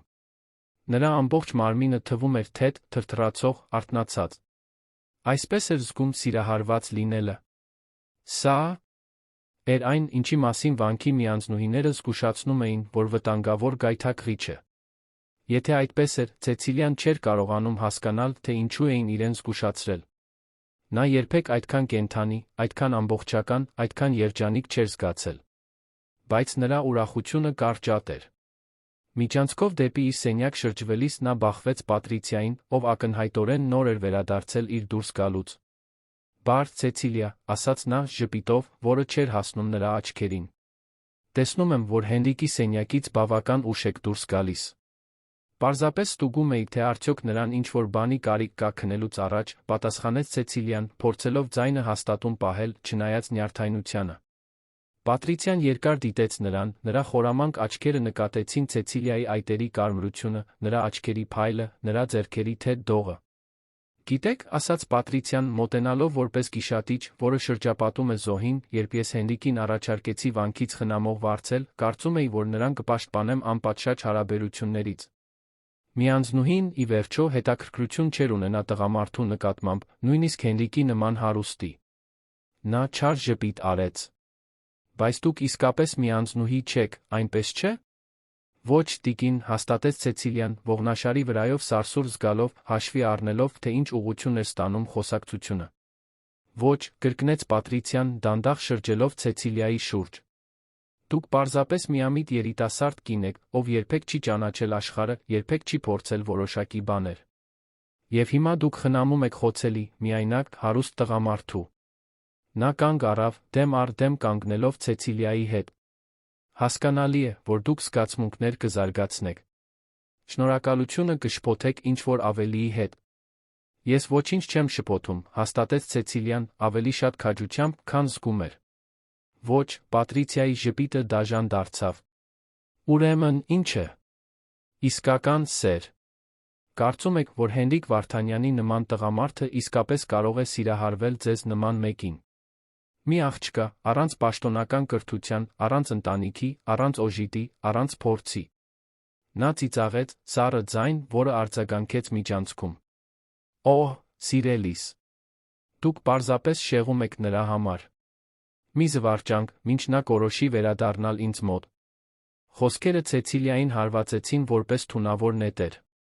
Նրա մի մասը ուզում էր լացել, փախչել, թաքնվել։ Բայց մյուս մասը, մի մասը, որը նա չգիտեր, որ գոյություն ուներ մինչ այդ պահը, բարձրացավ մարտահրավերով։ Դուք սխալվում եք, ասաց նա, ձայնը հանգիստ հայացքը հաստատուն պահելով։ Իմ մասին, Հենրիկի մասին, ամեն ինչի մասին։ Եվ մի օր, դուք կտեսնեք, թե որքան էիք սխալվում։ Պատրիցիայի արտահայտությունը պնդացավ։ Քաղաքավարության դիմակը լիովին ընկավ, բացահայտելով տակը եղած զայրույթը։ Լավ լսեք, փոքրիկ միջամտող, շշնջաց նա, այնքան մոտենալով, որ Ցեցիլիան կարող էր զգալ նրա զզվելի օծանելիքը։ Հենրիկն իմն է։ Միշտ եղել է, միշտ կլինի։ Ինչ էլ որ կարծեք, թե կա ձեր միջ, պատրանք է։ Երբ ես ավարտեմ, դուք կվերադառնաք ձեր վանք, միայն հիշողություններով։ Այս խոսքերով Պատրիցիան հեռացավ, անհետանալով միջանցքում դեպի հյուրասենյակ։ Ցեցիլիան կանգնած մնաց, սիրտը արագ բաբախում էր, ձեռքերը թեթակի դողում էին։ Բայց չնայած վախին, նրա ներսում հիմա ավելի ուժեղ մի բան կար՝ վճռականություն։ Վճռականություն պաշտպանելու Հենրիկին, օգնելու նրան գտնել իր դստերը, ապացուցելու, որ իսկական սերը ոչ մի կապ չունի սոցիալական կարգավիճակի կամ աշխարհիկ փորձի հետ։ Դա կապի, վստահության, կարեկցանքի մասին էր, այն ամենը, ինչ Պատրիցիան իր ամբողջ փողով բարդությամբ երբեք չէր հասկանա։ Հաջորդ առավոտ Ցեցիլիան արթնացավ վաղ, նույնիսկ արածագից առաջ։ Վատ էր քնել, մտքում վերանայելով Պատրիցիայի հետ խոսակցությունը, Հենրիկի հետ համբույրը։ Երջանկության վախի հակասական զգացումները պայքարում էին նրա ներսում։ Երբ վերջապես վեր կացավ, որոշում կայացրեց։ Նա կպայքարի Հենրիկի համար, ոչ միայն որպես նրա խնամող, այլ որպես մեկը, ով իսկապես սիրում էր նրան։ Զգուշորեն հագնվեց, ընտրելով մի պարզ, բայց գեղեցիկ զգեստ, որը տիկին Ավգուստան նրան էր տվել։ Դա ոչինչ չէր Պատրիցիայի էլեգանտ հագուստների համեմատ, բայց դա իր ունեցած լավագույնն էր։ Մազերը համեստ հանգույց արեց, մի պահ տատանվելուց հետո քսեց մի քիչ բաց շրթներկ, որը սակը, բուժքույրը, նրան էր նվիրել Սուրբ Ծննդյան առիթով։ Ժամը 9-ին, ինչպես պայմանավորվել էին, նա հանդիպեց Հակոբ Փաշինյանի հետ կենտրոնական սրճարանում, Դիլիջանի գլխավոր հրապարակի մոտ գտնվող ոչ պաշտոնական հաստատությունում։ Հետախույզը միջին տարիքի տղամարդ էր, խորաթափանց աչքերով նուրբ արտահայտությամբ, որը հակադրվում էր նրա ամրակազմ արտաքինին։ Դուք պետք է Ցեցիլիան լինեք, ասաց նա, ոտքի կանգնելով նրան ողջունելու համար։ Հենրիկը ձեր մասին ինձ ասաց հեռախոսով։ Ասաց, որ կարող եմ լիովին վստահել ձեզ։ Հաճելի է ձեզ հետ հանդիպել, պարոն Փաշինյան, պատասխանեց Ցեցիլիան, նստելով սեղանի շուրջ։ Հենրիկը նույնպես շատ է վստահում ձեզ։ Հակոբը ժպտաց։ Ես Հենրիկին ճանաչում էի, երբ մենք երեխաներ էինք։ Մեր ընտանիքները հարաններ էին։ Նույնիսկ այն բանից հետո, երբ ես իմ կարիերան շարունակեցի ոստիկանությունում, իսկ ավելի ուշ որպես հետախույզ, մենք կապը պահպանեցինք։ Նրա դեմքը լրջացավ։ Ես փնտրում էի Լուսինեին այն բանից ի վեր, երբ Պատրիցիան նրան տարավ։ Անհաջող, հարցրեց Ցեցիլիան։ Պատրիցիան խորամանկ է, պատասխանեց Հակոբը, մի կում խմելով իր սուրճից։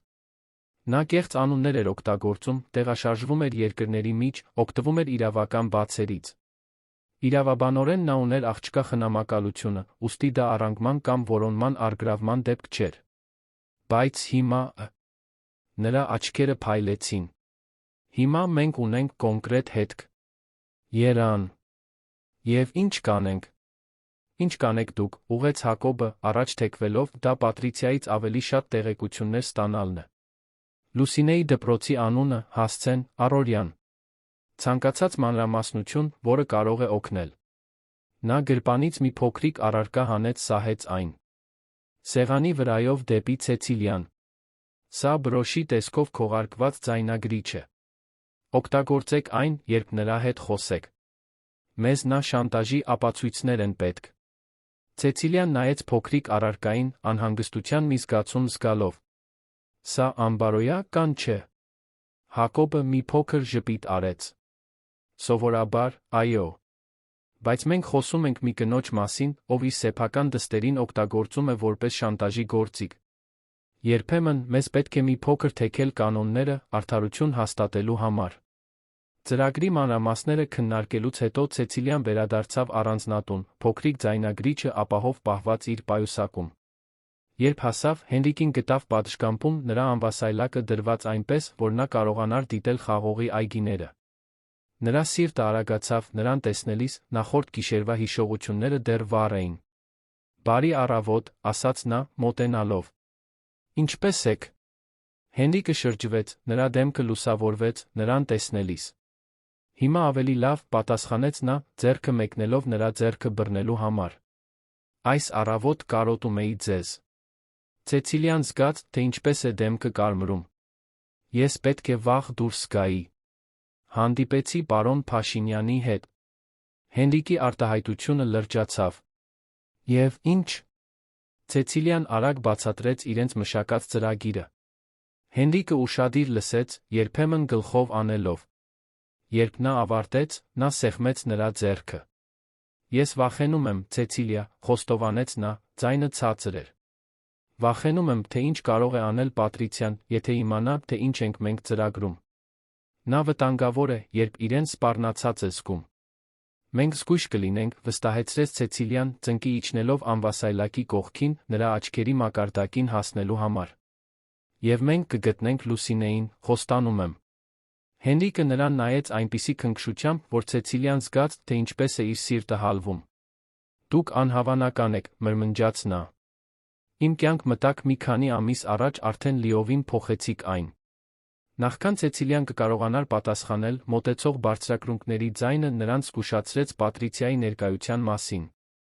Արագորեն Ցեցիլիան ոտքի կանգնեց, ընդունելով պրոֆեսիոնալ կեցվածք։ Բարի առավոտ, սիրելիս, ասաց Պատրիցիան, հայտնվելով պատշգամբում, անթերի կարմիր զգեստով արի տակ փայլող զարդերով։ Եվ բարի առավոտ ձեզ նույնպես, Ցեցիլիա։ Այսօր վաղ եք արթնացել, այնպես չէ։ Տիկին Ավգուստան ասաց, որ դուք շատ վաղ եք դուրս եկել։ Պատրիցիայի տոնը անփույթ էր, բայց նրա աչքերը սուր էին, դիտելով երկուսի միջ փոխազդեցությունը։ Ես քաղաք էի գնացել, անձնական իրեր գնելու, մեղմորեն ստեց Ցեցիլիան։ Մրմնջաց Պատրիցիան, ակնհայտորեն չհավատալով, բայց որոշելով չպնդել հարցի վրա։ Նա իր ուշադրությունը դարձրեց Հենրիկի վրա։ Մտածում էի, սիրելիս, ինչու։ Այսօր երեկոյան մի փոքր ընթրիք չանենք։ Մեր վերամիավորումը նշելու համար։ Կարող էինք հրավիրել Անտոնին, տարածաշրջանի որոշ ընկերների, ինչ-որ հատուկ բան անել։ Հենրիկը հոնքերը կնճռեց։ Ես տրամադրություն չունեմ երեկույթների համար, Պատրիցիա։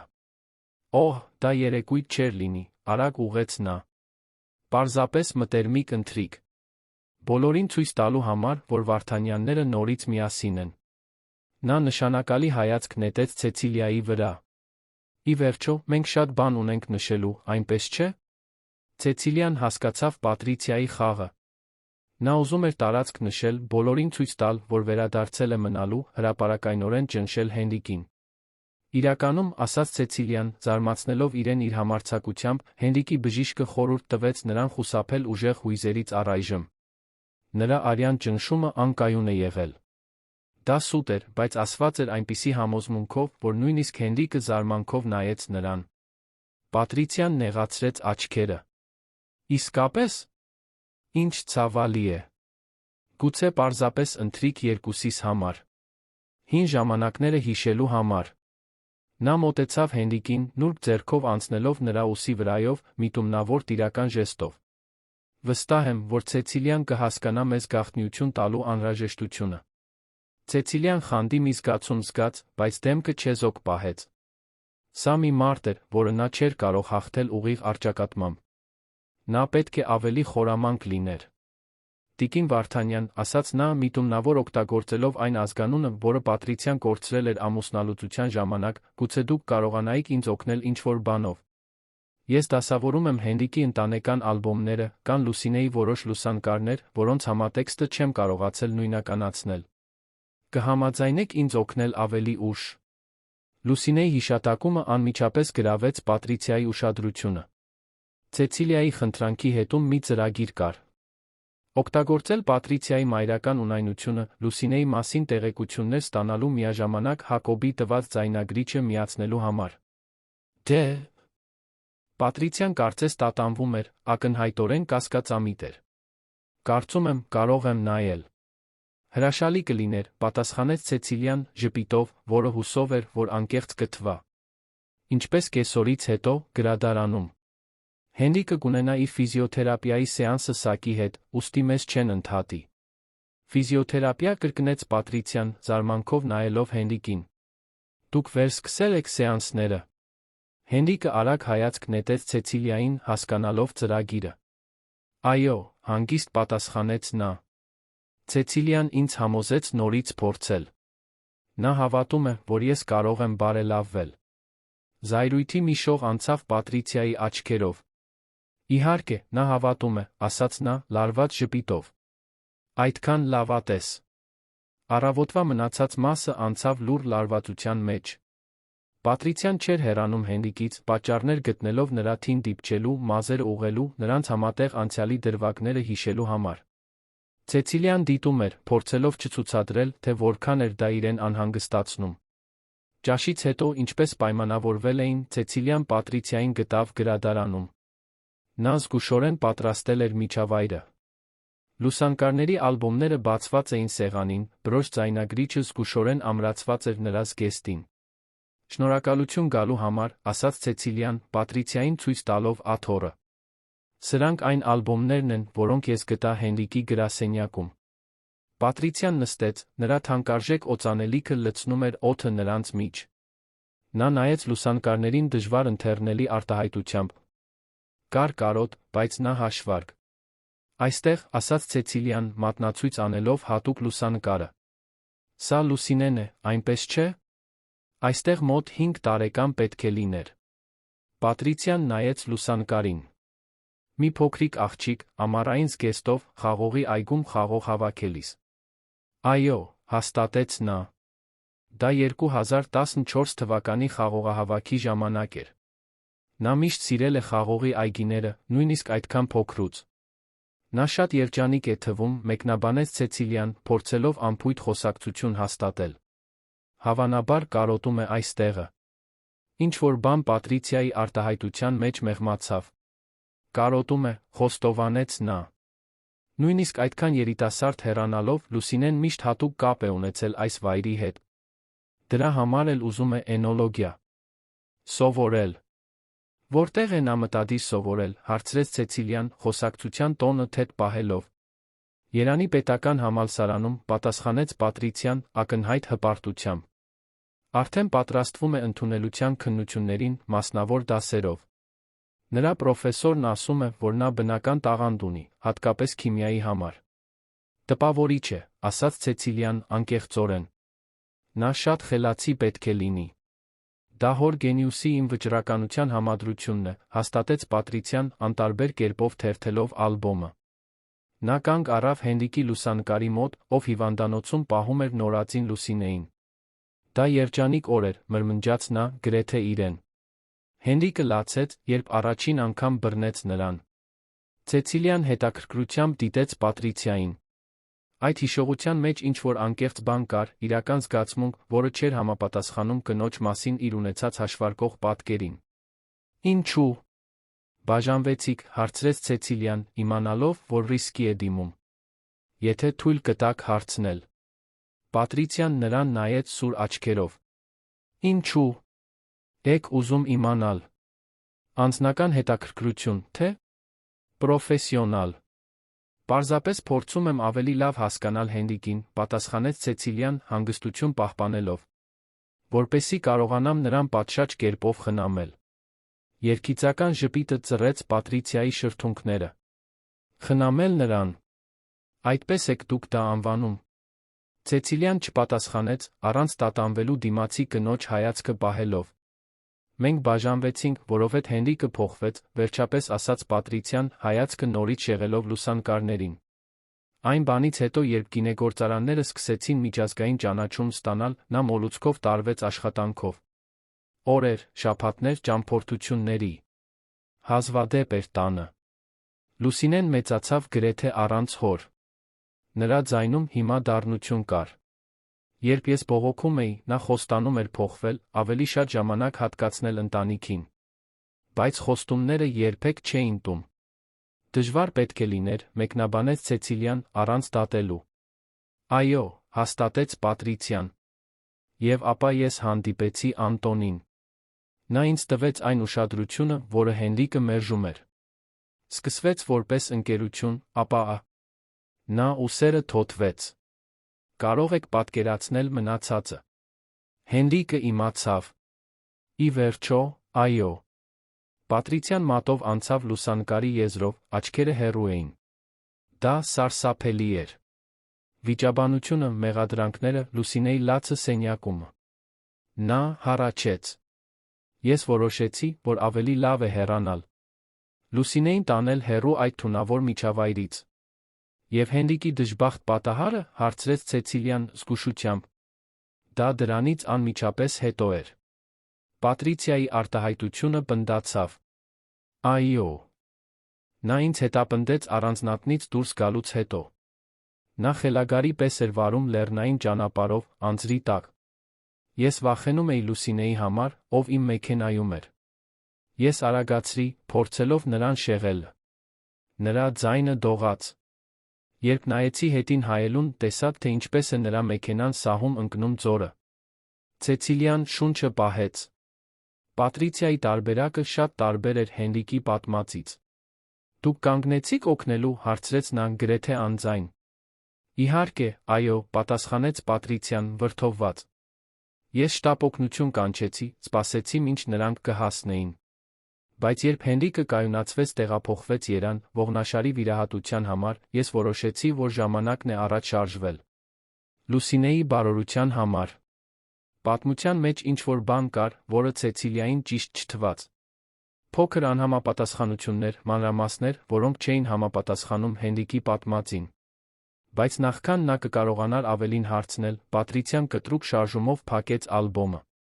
Այսօրվա համար բավական է հիշողություններից, ասաց նա, ոտքի կանգնելով։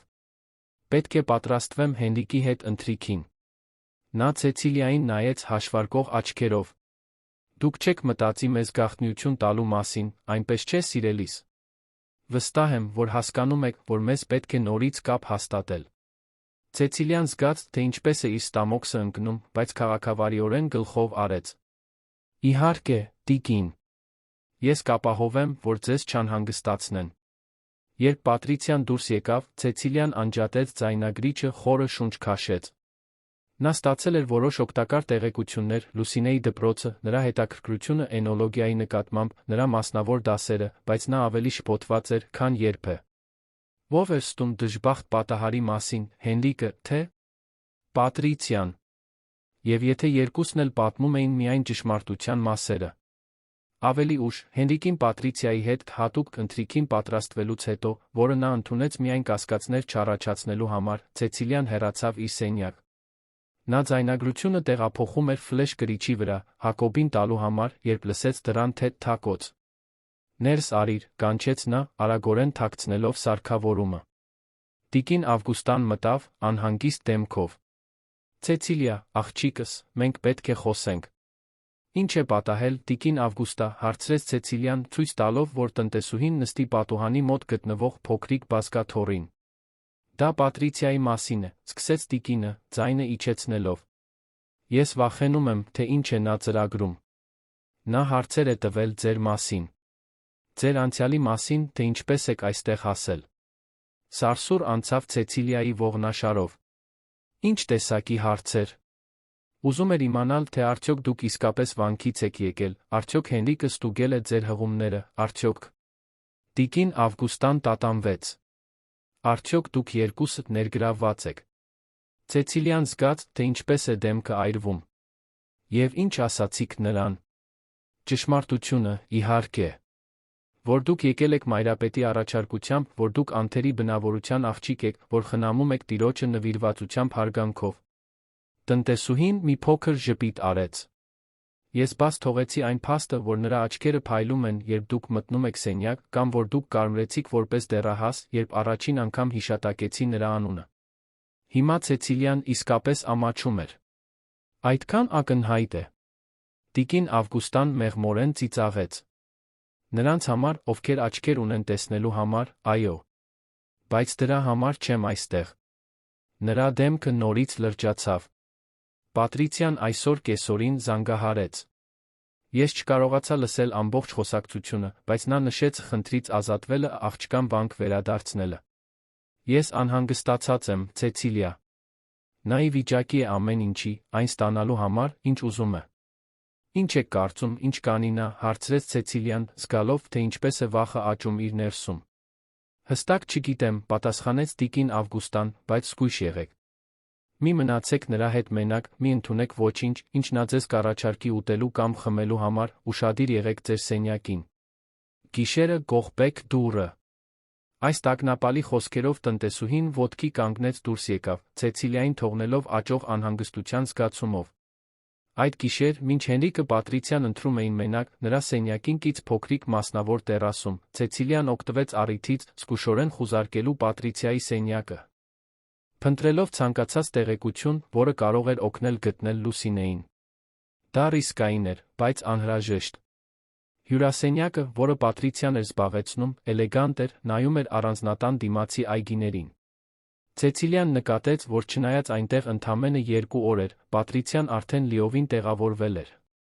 Թանկարժեք հագուստները դասավորված էին պահարանում, կոսմետիկա տարածված էր զարդասեղանին, բաց շամպայնի շիշ փոքրիկ մինիբարում։ Մահճակալի կողքի սեղանին նա գտավ վերջին սերնդի բջջային հեռախոս։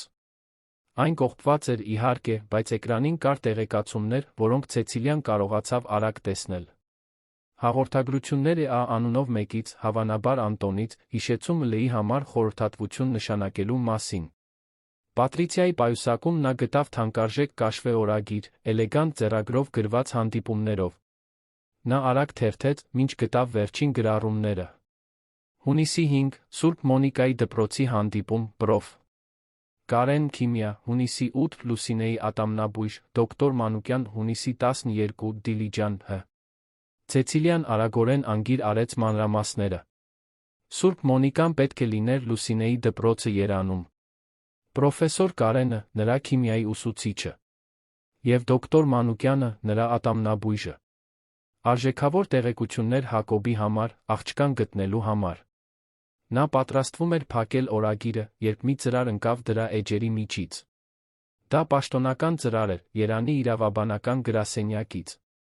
Ցեցիլիան զգուշորեն բացեց այն կարդաց դրա պարունակությունը, զգալով, թե ինչպես է արյունը սառում երակներում։ Դա իրավական փաստաթուղթ էր, համաձայնագրի նախագիծ, որը նախատեսում էր, որ Հենրիկը Վարդանյանների գինեգործարանների բաժնետոմսերի 40%-ը կփոխանցեր Պատրիցիային, բացի Երանում գտնվող գույքից զգալի բանկային հաշվից, որպես նոր ամուսնական համաձայնագրի մաս։ Կար մի հատուկ կետ, որը նշում էր Լուսինեի վերահսկվող մուտքը, ինչը ցույց էր տալիս, որ Պատրիցիան կպահպաներ վերահսկողությունը, թե երբ ինչպես Հենրիկը կարող էր տեսնել իր դստերը։ Ցեցիլիան զգաց, թե ինչպես է իր ներսում զայրույթ աճում։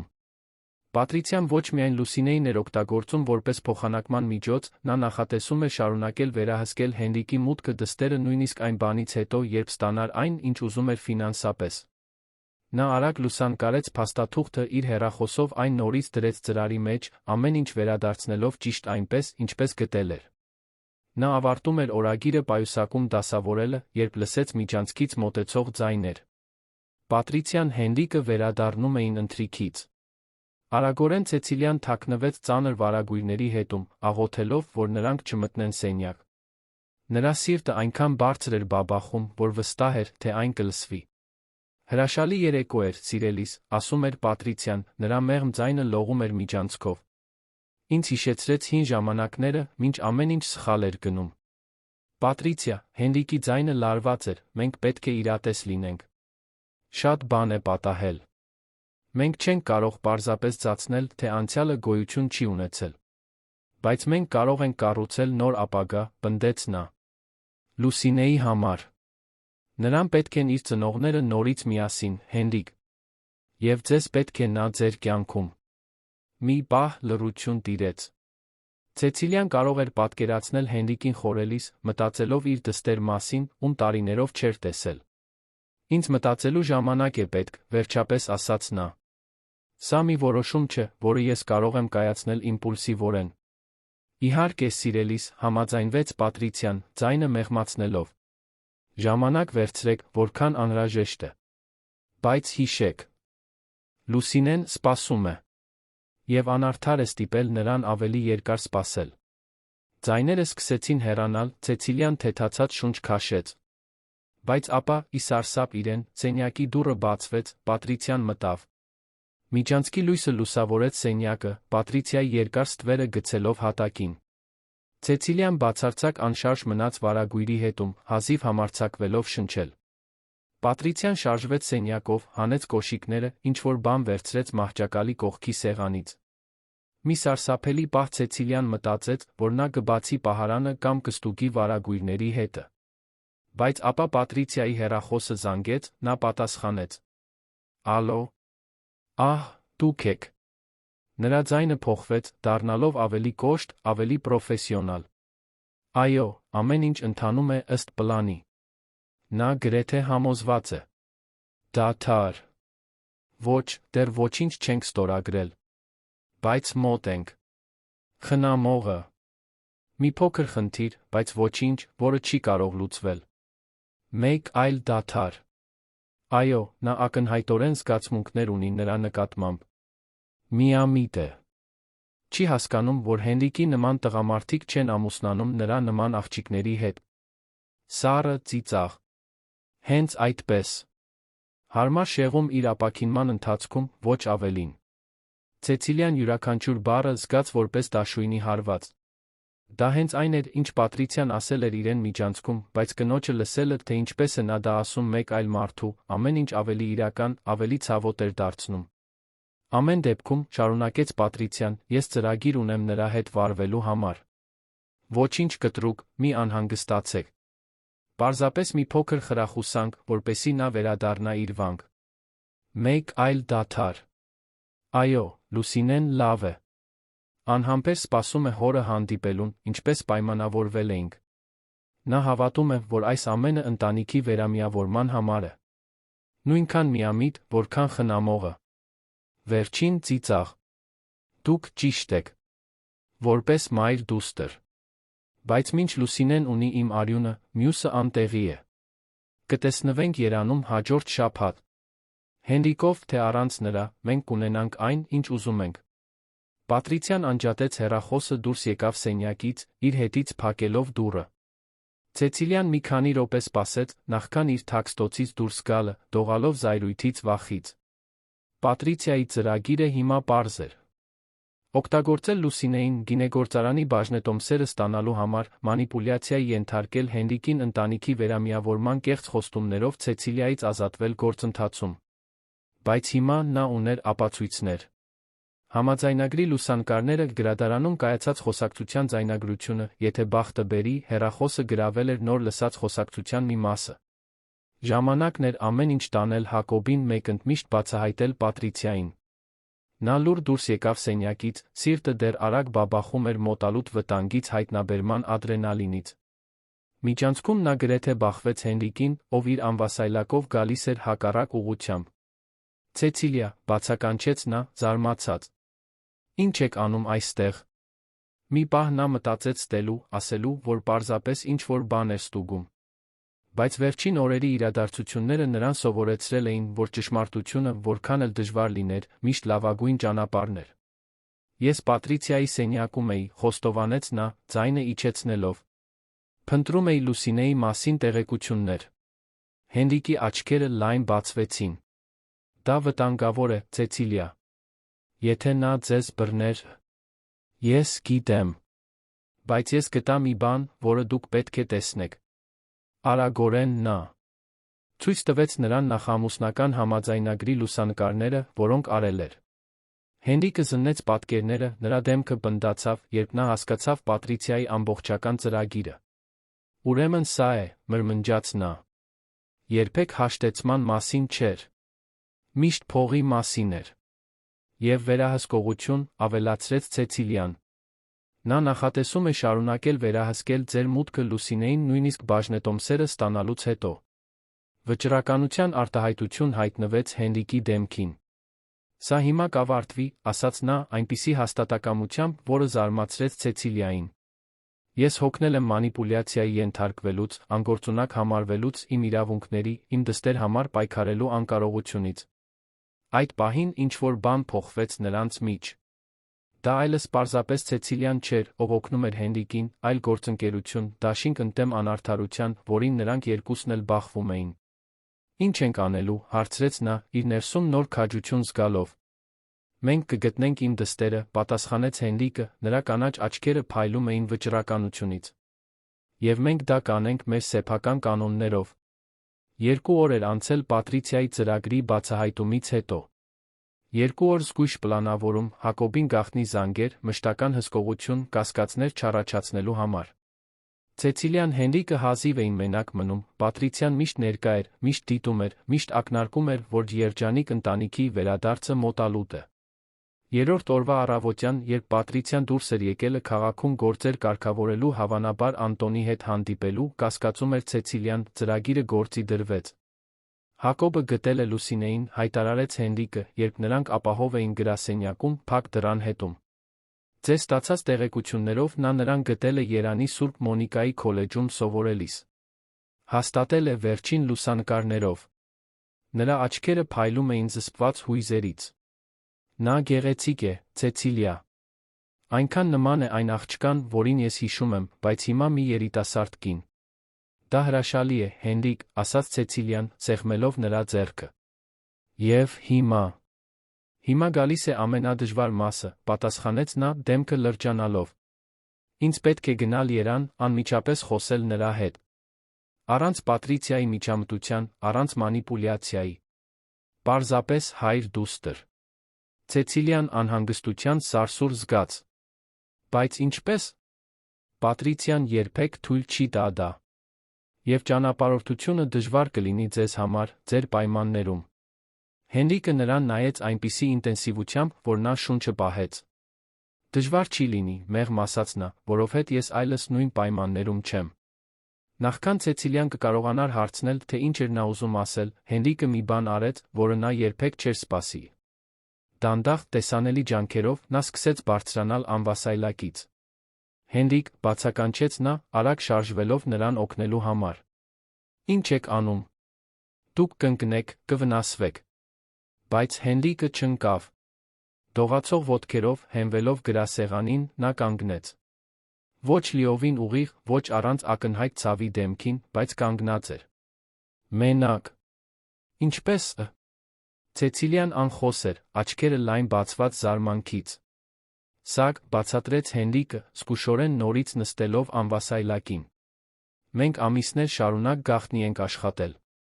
Ֆիզիոթերապիան երբեք լիովին չի դադարեցվել, պարզապես վերաուղղորդվել է։ Հեռու Անտոնի աչքերից, հեռու պաշտոնական գրառումներից։ Բայց ինչու։ Ինչու։ Դա գաղտնի պահել, հարցրեց Ցեցիլիան, դեռ զարմացած բացահայտումից։ Հենրիկի աչքերը մթնեցին։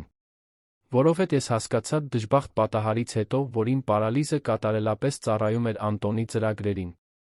Անգործունակ Վարդանյան, պատրաստակամ զարմիկ, ով ստանձնում է գինեգործարանների վերահսկողությունը, ամեն ինչ շատ հարմար էր։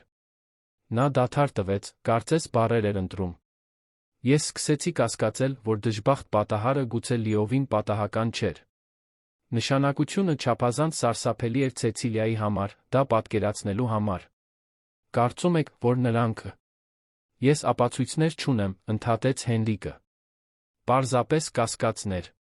Բայց ես որոշեցի խաղալ նրանց խաղը։ Ավելի անկարող թվալ, քան իրականում էի, մինչ լուռ աշխատում էի ապաքինվելու համար։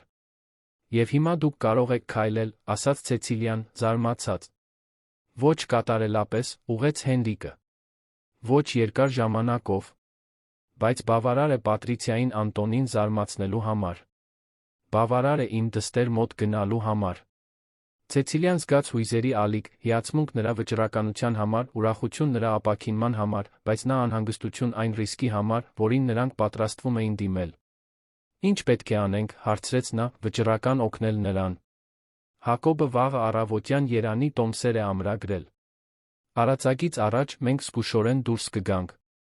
Պատրիցիան համոզված է, որ ես համաձայնագրի վերջնական պատասխանը կտամ միայն շաբաթվա վերջին, ուստի մենք հնարավորությունների պատուհան ունենք։ Հենրիկը Ցեցիլիայի ձեռքերը բռնեց իր ձեռքերի մեջ։ Ես ձեզ կհրավիրեմ ինձ հետ գալու, Ցեցիլիա։ Բայց ես պետք է, որ դուք հասկանաք ռիսկերը։ Պատրիցիան ոչ միայն կատաղած կլինի, նա իրեն դավաճանված, մարտահրավեր նետված կզգա։ Նա կարող է փորձել վրեժխնդրություն։ Ցեցիլիան չտատանվեց։ Ես կլինեմ ձեր կողքին, Հենրիկ։ Անկախ նրանից, թե ինչ կլինի։ Նրա հայացքը լի էր այնպիսի երախտագիտությամբ սիրով, որ գրեթե շունչը կտրեց նրան։ Դանդաղ Հենրիկը մոտեցրեց նրան, մինչ նրանց դեմքերը մի քանի սանտիմետր հեռավորության վրա էին։ Դուք ինձ կյանք վերադարձրեցիք, Ցեցիլիա Ալեքսանյան, մրմնջաց նա, նախքան նրանց միջ հեռավորությունը փակելը համբույրով։ Ի տարբերություն առաջինի, սա տատանողական կամ կարճ չէր։ Այն խորն էր, կրքոտ, լի լուռ խոստումներով։ Երբ վերջապես բաժանվեցին, Ցեցիլիան անշնչացած էր, սիրտը բաբախում էր, կարծես ուզում էր դուրս գալ կրծքից։ Հենրիկ, շշնջաց նա, չիմանալով, թե էլ ինչ ասի։ Նա նուրբ շոյեց նրա դեմքը։ Գիտեմ, որ շատ արագ է։ Որ մենք ծանոթ ենք ընդամենը մի քանի ամիս։ Որ ես գալիս եմ բարդ կյանքով, բուռն անցյալով։ Ես չեմ սպասում։ Ցեցիլիան լռեցրեց նրան, մատը նուրբ դնելով նրա շրթունքներին։ Մի ասեք, որ ինձնից ոչինչ չեք սպասում, մեղմ խնդրեց նա։ Որովհետև ես ուզում եմ ձեզ տալ ամեն ինչ։ Իմ սիրտը, իմ ապագան, իմ կյանքը։ Ամեն ինչ։ Հենրիկի աչքերը փայլեցին հույզերից։ Երբ այս ամենը ավարտվի, խոստացավ նա, երբ Լուսինեն ապահով լինի, Պատրիցիան այլևս չկարողանա մեզ սպառնալ, մենք կունենանք ամբողջ աշխարհի ժամանակը, պարզելու, թե ինչ է նշանակում այդ ամեն ինչը։ Այդ կեսօրին, մինչ նրանք կատարում էին վերջնական նախապատրաստությունները հաջորդ օրվա մեկնման համար, անսպասելի բարդություն առաջացավ։ Պատրիցիան վերադարձավ առանձնատուն, Անտոնի ուղեկցությամբ։ Երկուսն էլ մտան որպես փոթորիկ, վճռական արտահայտություններով, որոնք անմիջապես Ցեցիլիային զգոնության բերեցին։ Հենրիկ, սիրելիս, բացականչեց Պատրիցիան, նրան գտնելով պատշգամբում։ Հրաշալի նորություններ ունեմ։ Անտոնը համաձայնվեց տնօրենների խորհրդի հանդիպումը շուտացնել։ Հենց վաղը դուք կկարողանաք ստորագրել նոր համաձայնագրերը պաշտոնապես։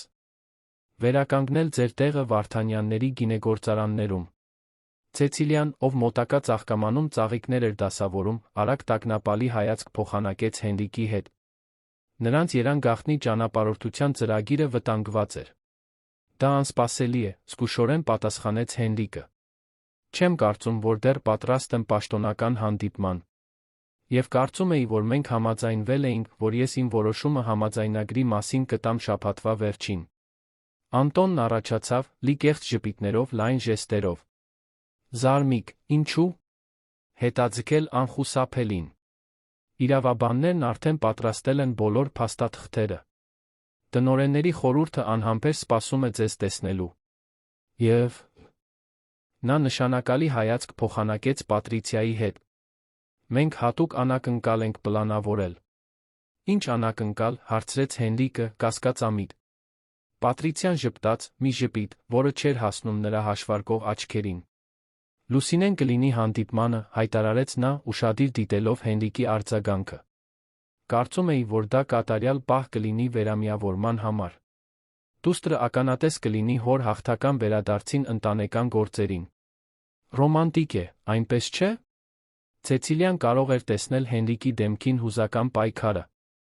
Լուսինեի հիշատակումը ակնհայտորեն ցնցեց նրան։ Դա հենց այն տեսակի մանիպուլյացիան էր, որում Պատրիցիան գերազանցում էր։ Դուք արդեն նրան բերել եք այստեղ, հարցրեց Հենրիկը, նրա ձայնը գրեթե շշուկ էր։ Դեռ ոչ, պատասխանեց Պատրիցիան անփույթ։ Նա վաղը առավոտյան կժամանի անմիջապես հանդիպմանը։ Ընկերության մասնավոր ինքնաթիռն արդեն ուղարկվել է նրան երանից բերելու համար։ Պատրիցիայի Անտոնի ծրագիրն այժմ ակնհայտ էր։ Օգտագործել Լուսինեին որպես խայծ վերահսկվող միջավայրում, որտեղ Հենրիկը կստիպվեր ստորագրել փաստաթղթերը, իր դստեր ներկայությամբ, ում 7 տարի չէր տեսել։ Ցածր հարված, բայց արդյունավետ։ Ինձ մտածելու ժամանակ է պետք, ասաց Հենրիկը, անվասայլակը հեռացնելով նրանցից։ Ես դա չէի սպասում։ Իհարկե, սիրելիս, համաձայնվեց Պատրիցիան կեղծ քաղցրությամբ։ Բայց շատ մի ուշացեք։ Նախապատրաստությունները արդեն ընթացքի մեջ են։ Նա Ցեցիլիային նայեց հայացքով, որը մաքուր հաղթանակ էր։ Ի դեպ, ձեր ներկայությունը վաղվա հանդիպմանը մեզ պետք չի լինի, Ցեցիլիա։ Դա խիստ ընտանեկան գործնական հարց է։ Հասկանում եմ, տիկին, պատասխանեց Ցեցիլիան, դեմքը չեզոք պահելով, չնայած իր ներսում աճող խուճապին։ Հենց որ Պատրիցիան Անտոնը հեռացան, ուղղվելով հյուրասենյակ, հանդիպման մանրամասները քննարկելու, Ցեցիլիան օգտվեց առիթից, Հենրիկին հետելու իր սենյակ։ Դա ծուղակ է, շշնջաց նա, իր հետից փակելով դուռը։ Նրանք փորձում են ձեր ձեռքը բռնել։ Ես գիտեմ, պատասխանեց Հենրիկը, ձեռքով անցնելով մազերի վրայով, հիասթափությունից։ Բայց Լուսինեն այստեղ կլինի վաղը։ Իմ դուստրը, Ցեցիլիա։ 7 տարի անց։ Բայց նրանց պայմաններով, պնդեց Ցեցիլիան։ Վերահսկվող միջավայրում, պատրաստ փաստաթղթերով, որոնք դուք պետք է ստորագրեք հուզական ճնշման ներքո։ Հենրիկը նայեց պատուհանից, դեպի հորիզոնտ ձգվող այգիները։ Նույն այգիները, որոնք նա տնկել էր, խնամել էր, վերածել էր կայսրության։ Այգիները, որոնք Անտոնը Պատրիցիան հիմա ուզում էին վերահսկել։ Ոչ, վերջապես ասաց նա, այնպիսի հաստատակամությամբ, որը զարմացրեց Ցեցիլիային։ Ես չեմ խաղալու նրանց կանոններով։ Այլս ոչ։ Ինչ ենք անելու, հարցրեց նա, թեթացած, որ նա դիմադրում էր մանիպուլյացիային։ Մի փոքր ժպիտ հայտնվեց Հենրիկի դեմքին։ Մենք կփոխենք խաղը, պատասխանեց նա։ Հանդիպումը վաղը կլինի ժամը 10-ին գինեգործարանների գլխավոր գրասենյակում։ Բայց մենք այնտեղ կլինենք շատ ավելի վաղ, մեր սեփական ծրագրով։ Հաջորդ ժամերին, մինչ առանձնատունը եռում էր հաջորդ օրվա մեծ հանդիպման նախապատրաստություններով, Հենրիկը Ցեցիլիան արագ զգուշավոր խոսակցություններով կատարելագործեցին իրենց հակածրագիրը։ Հակոբին տեղեկացվեց ռազմավարության փոփոխության մասին, խոստացավ ներկա լինել լրացուցիչ ապացույցներով, որոնք նա հավաքել էր Անտոնի կասկածելի գործունեության մասին գինեգործարանների կառավարման մեջ։ Երեկոյան, ընթրիքի ժամանակ, Պատրիցիան փայլում էր, վստահ իր մոտալուտ հաղթանակին։ Անտոնը մեկնել էր ավարտելու նախապատրաստությունները գլխավոր գրասենյակում, նրան թողնելով ապահովելու, որ Հենրիկը չփոխի իր միտքը։ Մտածում էի վաղը կապույտ զգեստ հագնել, մեկնաբանեց Պատրիցիան, համտեսելով կարմիր գինին, որը Հենրիկն էր ընտրել ուտեստի համար։ Լուսինեն բերում է կանաչ զգեստը, որը ես նրա համար գնել էի վերջին ծննդյան օրը։ Լավ կհամապատասխանենք ընտանեկան լուսանկարներում։ Ցեցիլիան, ով մատուցում էր աղանդերը, նկատեց, թե ինչպես էին Հենրիկի ձեռքերը թեթակի սեղմում աթոռի բազկաթոռները, ընտանեկան լուսանկարների հիշատակումից։ Պատրիցիայի համարձակությունը տպավորիչ էր, գործում էր այնպես, կարծես ընտանիքն արդեն վերամիավորված էր, կարծես ամեն ինչ արդեն որոշված էր։ Խոսելով լուսանկարչության մասին, շարունակեց Պատրիցիան, հիմա ուղղակիորեն նայելով Ցեցիլիային, մեզ մեկը պետք կլինի լուսանկարելու համար։ Գուցե դուք կարողանաք մեզ օգնել այդ հարցում, Ցեցիլիա։ Մի վերջին ծառայություն, նախքան ձեր ճանապարհը շարունակելը։ Ակնարկը պարզ էր։ Հանդիպումից հետո, փաստաթղթերը ստորագրելուց հետո, Ցեցիլիան կազատվեր աշխատանքից։ Նրա դերը Հենրիկի կյանքում, Պատրիցիայի տեսանկյունից, ավարտվում էր։ Պատիվ կլինի, տիկին, պատասխանեց Ցեցիլիան, ժպիտով, որը չէր հասնում նրա աչքերին։ Երբ Պատրիցիան վերջապես հեռացավ իր սենյակ, հայտարարելով, որ իրեն պետք էր գեղեցկության քուն մեծ օրվա համար, Հենրիկը խնդրեց Ցեցիլիային ուղեկցել իրեն գրասենյակ, տեղորայքը վերանայելու համար։ Դա պարզապես պատրվակ էր, իհարկե։ Նրանց իրականում պետք էր վերջին պահը միասին, նախքան ծրագիրը գործի դրվելը։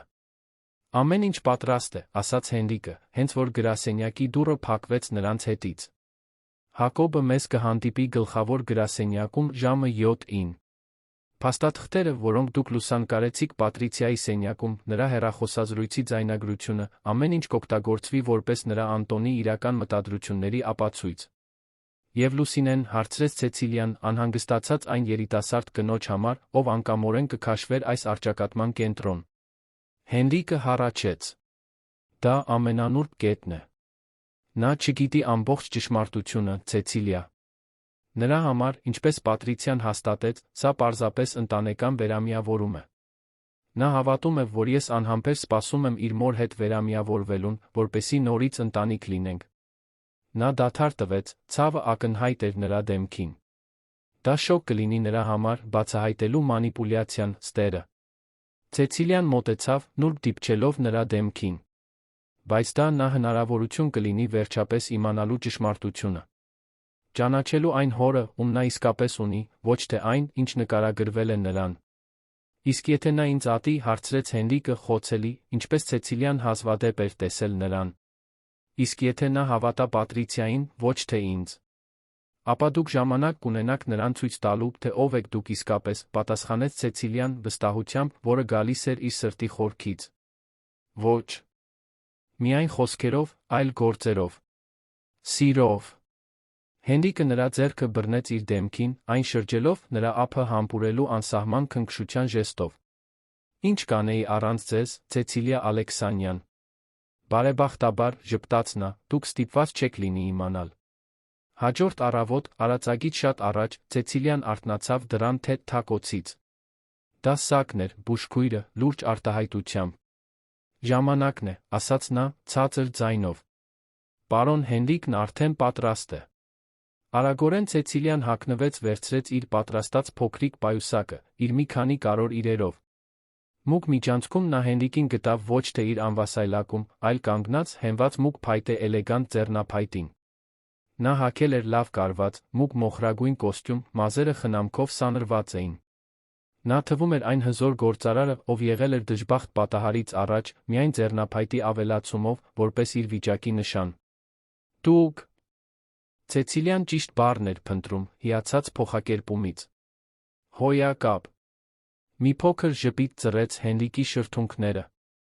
Այդպես է լինում, երբ մարդը պայքարելու պատճառ է գտնում, պատասխանեց նա, ազատ ձեռքը մեկնելով նրան։ Պատրաստ եք վերջնական մարտին։ Պատրաստ, հաստատեց Ցեցիլիան, նրա մատները իր մատների հետ միահյուսելով։ Լուրջ Սակի առաջնորդությամբ նրանք դուրս եկան առանձնատնից կողմնային դռնով, խուսափելով այն սենյակներից, որտեղ քնում էին Պատրիցիան տիկին Ավգուստան։ Նրանց է սպասում մի ոչ պաշտոնական մեքենա, Հակոբը ղեկին։ Բարի առավոտ, ողջունեց հետախույզը, երբ նրանք տեղավորվեցին հետի նստարանին։ Ամեն ինչ պատրաստ է գլխավոր գրասենյակում։ Մեր անձնակազմն արդեն այնտեղ է, փաստաթղթերը կարգին են, անվտանգության աշխատակիցները տեղադրված են։ Անտոնից որե նշան կա, հարցրեց Հենրիկը, մինչ մեքենան լուր սահում էր մանրախիճ ճանապարհով։ Մոտ կես ժամ առաջ է հասել, հաստատեց Հակոբը։ Նյարդային է թվում։ Մի քանի զանգ է կատարել։ Իսկ Լուսինեի հետ ինքնաթիռը։ Մի ժամ առաջ է վայրէջք կատարել։ Նա ճանապարհին է, ուղեկցությամբ Պատրիցիայի կողմից վարձված վարորդի կողմից։ Հենրիկը մի պահ փակեց աչքերը, կարծես ուժ էր հավաքում։ Երբ նա նորից բացեց դրանք, դրանցում երկաթյա վճռականություն կար։ Մենք դա կավարտենք, ասաց նա, սեղմելով Ցեցիլիայի ձեռքը։ Վարդանյանների գինեգործարանների գլխավոր գրասենյակը ժամանակակից ճարտարապետության վեհաշուկ շենք էր, մեծ ապակե պատուհաններով, որոնք արտացոլում էին արածակի առաջին շողերը։ Երբ նրանք մտան, օգտագործելով Հենրիկի դեռ ունեցած ստեղնաթուղթը, սրահը լուռ էր, միայն մի քանի զգուշավոր անվտանգության աշխատակիցներ, որոնց Հակոբը ռազմավարականորեն տեղադրել էր։ Պարոն Վարդանյան, ողջունեց անվտանգության պետը, ակնհայտ զարմանքով նրան ոտքի կանգնած տեսնելով։ Հաճելի է ձեզ նորից տեսնել։ Շնորհակալություն, Կարեն, պատասխանեց Հենրիկը, գլխով անելով։ Որտեղ է իմ զարմիկը։ Երրորդ հարկի հանդիպումների սենյակում, պարոն։ Որոշ փաստաթղթեր է պատրաստում։ Լավ է։ Եվ ուզում եմ անմիջապես տեղեկացվել, երբ իմ դուստրը ժամանի։ Այո, պարոն։ Վերելակով բարձրանալիս Ցեցիլիան զգաց, թե ինչպես է լարվածությունը մեծանում։ Սա այն պահն էր, որին նրանք պատրաստվել էին, վերջնական առճակատումը, որը կորոշեր Հենրիկի ապագան, նրա հարաբերությունները դստեր հետ, նրա դիրքը ընտանեկան գործերում։ Երբ վերելակի դռները բացվեցին երրորդ հարկում, նրանց դիմավորեց Անտոնի տեսարանը, ով անհանգիստ քայլում էր միջանցքում, հեռախոսը սեղմած ականջին։ Ինձ չի հետաքրքրում, թե ինչ պետք է անես, ասում էր նա, ձայնը լարված։ Համոզվիր, որ բոլոր փաստաթղթերը պատրաստ են անմիջապես ստորագրելու համար։ Մենք չենք կարող Հենրիկին ժամանակ տալ։ Նա կտրուկ կանգ առավ, տեսնելով նրանց վերելակից դուրս գալիս։ Պետք է անջատեմ, մրմնջաց նա հեռախոսով, նախքան հարկադիր ժպիտ արելը։ Հենրիկ, դուք քայլում եք։ Անտոնի դեմքի զարմանքը կոմիկական կլիներ, եթե իրավիճակն այդքան լուրջ չլիներ։ Նրա աչքերը շարժվեցին ձեռնափայտից դեպի Հենրիկի վճռական դեմքը, ապա Ցեցիլիայի վրա, նրա կողքին, վերջապես Հակոբի վրա, ում դեմքը նա ակնհայտորեն ճանաչեց տագնապով։ Ինչ է սա նշանակում, հարցրեց Անտոնը, ձայնը դողում էր։ Հանդիպումը ժամը 10:09։ Եվ ինչ է այս հետախույզն անում այստեղ։ Ծրագրի փոփոխություն, Զարմիկ, պատասխանեց Հենրիկը, դանդաղ առաջանալով ձեռնափայտով։ Կարծում էի, որ պետք է լուծենք որոշ անավարտ հարցեր, հյուրերի պաշտոնական ժամանումից առաջ։ Անավարտ հարցեր, կրկնեց Անտոնը, մեկ քայլ հետ քաշվելով։ Այո։ Ինչպես այն միջոցների շեղումը, որը դուք կատարել եք վերջին 2 տարիներին։ Գաղտնի բանակցությունները մրցակիցների հետ։ Կեղծված զեկույցները, որոնք ներկայացվել են տնօրենների խորհրդին։ Հենրիկը դադար տվեց, ուղղակիորեն նայելով Անտոնի աչքերին։ Եվ, իհարկե, ձեր մասնակցությունը իմ դժբախտ պատահարին։ Անտոնի դեմքը տեսանելիորեն գունատվեց։ Ես չգիտեմ, թե ինչի մասին եք խոսում, կակազեց նա։ Դրանք զառանցանքներ են։ Դուք ոչ մի ապացույց չունեք դրա մասին։ Ահ, բայց ես ունեմ, հակաճառեց Հենրիկը, ժեստ անելով Հակոբին, ով բացեց փաստաթղթերով լի թղթապանակ։ Յուրաքանչյուր բանկային փոխանցում, յուրաքանչյուր գաղտնի էլ։ Նամակ, յուրաքանչյուր օրիգինալ զեկույց, ձերը խմբագրումից առաջ։ Իսկ դժբախտ պատահարի մասին։ Նա ավելի մոտեցավ Անտոնին, ով հիմա սեղմված էր միջանցքի պատին։ Մենք ունենք մեխանիկի ցուցմունքը, ով դիվերսիա էր արել իմ մեքենայի հետ, ձեր վճարումով։ Սա անհեթեթություն է, բացականչեց Անտոնը, խուճապը ակնհայտ էր նրա ձայնում։ Ես ձեզ կդատեմ զրպարտության համար։ Ոչ, չեք անի, հանգիստ պատասխանեց Հենրիկը։ Որովհետև գիտեք, որ դա ճիշտ է։ Եվ գիտեք, որ տնօրենների խորհուրդը, երբ ներկայացվեն այս ապացույցները, ոչ միայն ձեզ կազատի պաշտոնից, այլ քրեական գործ կհարուցի ձեր դեմ։ Այդ պահին վերելակի ձայնը հայտարարեց մեկ ուրիշի ժամանումը։ Դռները բացվեցին, բացահայտելով Պատրիցիային, էլեգանտորեն հագնված մուգ կապույտ կոստյումով, ճիշտ այնպես, ինչպես նախատեսել էր։ Նրա արտահայտությունը, Հենրիկին ոտքի կանգնած, Անտոնին առճակատող տեսնելիս, մաքուր շոկ էր։ Ինչ է կատարվում այստեղ, հարցրեց նա, ծառած վերելակի մուտքի մոտ։ Հենրիկ, դուք քայլում եք։ Անակնկալ, պատասխանեց նա, անհումոր ժպիտով։ Կարծես ես այնքան անգործունակ չեմ, որքան դուք Անտոնը կցանկանայիք, որ լինեի։ Պատրիցիան արագորեն ապաքինվեց սկզբնական շոկից, նրա դեմքը ստացավ այն վերահսկողության դիմակը, որին Ցեցիլիան սովոր էր։ Սիրելիս, ինչ հրաշալի անակնկալ, ասաց նա, առաջանալով բաց ձեռքերով, կարծես պատրաստվում էր գրկել նրան։ Ինչու։ Ինձ չպատմեցիք ձեր ապաքինման մասին։ Մենք կտոնեինք։ Հենրիկը մեկ քայլ հետ քաշվեց, խուսափելով գրկախառնությունից։ Խնայեք ինձ, Պատրիցիա։ Խաղը վերջացավ։ Մենք ամեն ինչ գիտենք։ Ամեն ինչ, կրկնեց նա, ձայնը հանկարծակի զգուշավոր դարձավ։ Ես չգիտեմ, թե ինչի մասին եք խոսում։ Ձեր ծրագրի մասին Անտոնի հետ։ Այն համաձայնագրի մասին, որը դուք մտադիր էիք ստիպել ինձ ստորագրել այսօր։ Այն մասին, թե ինչպես եք մանիպուլյացիայի ենթարկել իրավիճակը, օգտագործելով Լուսինեին որպես խայծ։ Հենրիկը դադար տվեց, դիտելով հույզերը, որոնք անցնում էին։ Պատրիցիայի դեմքով։ Մենք նույնիսկ գիտենք ձեր մասնակցության մասին դժբախտ պատահարին։ Պատրիցիայի աչքերում իսկական շոկը ստիպեց Ցեցիլիային մտածել, թե գուցե այս կոնկրետ կետում նա իսկապես ամեն ինչ չգիտեր։ Դժբախտ պատահար, կրկնեց Պատրիցիան, նայելով Անտոնին։ Ինչ դժբախտ պատահար։ Ինչի՞ մասին է նա խոսում։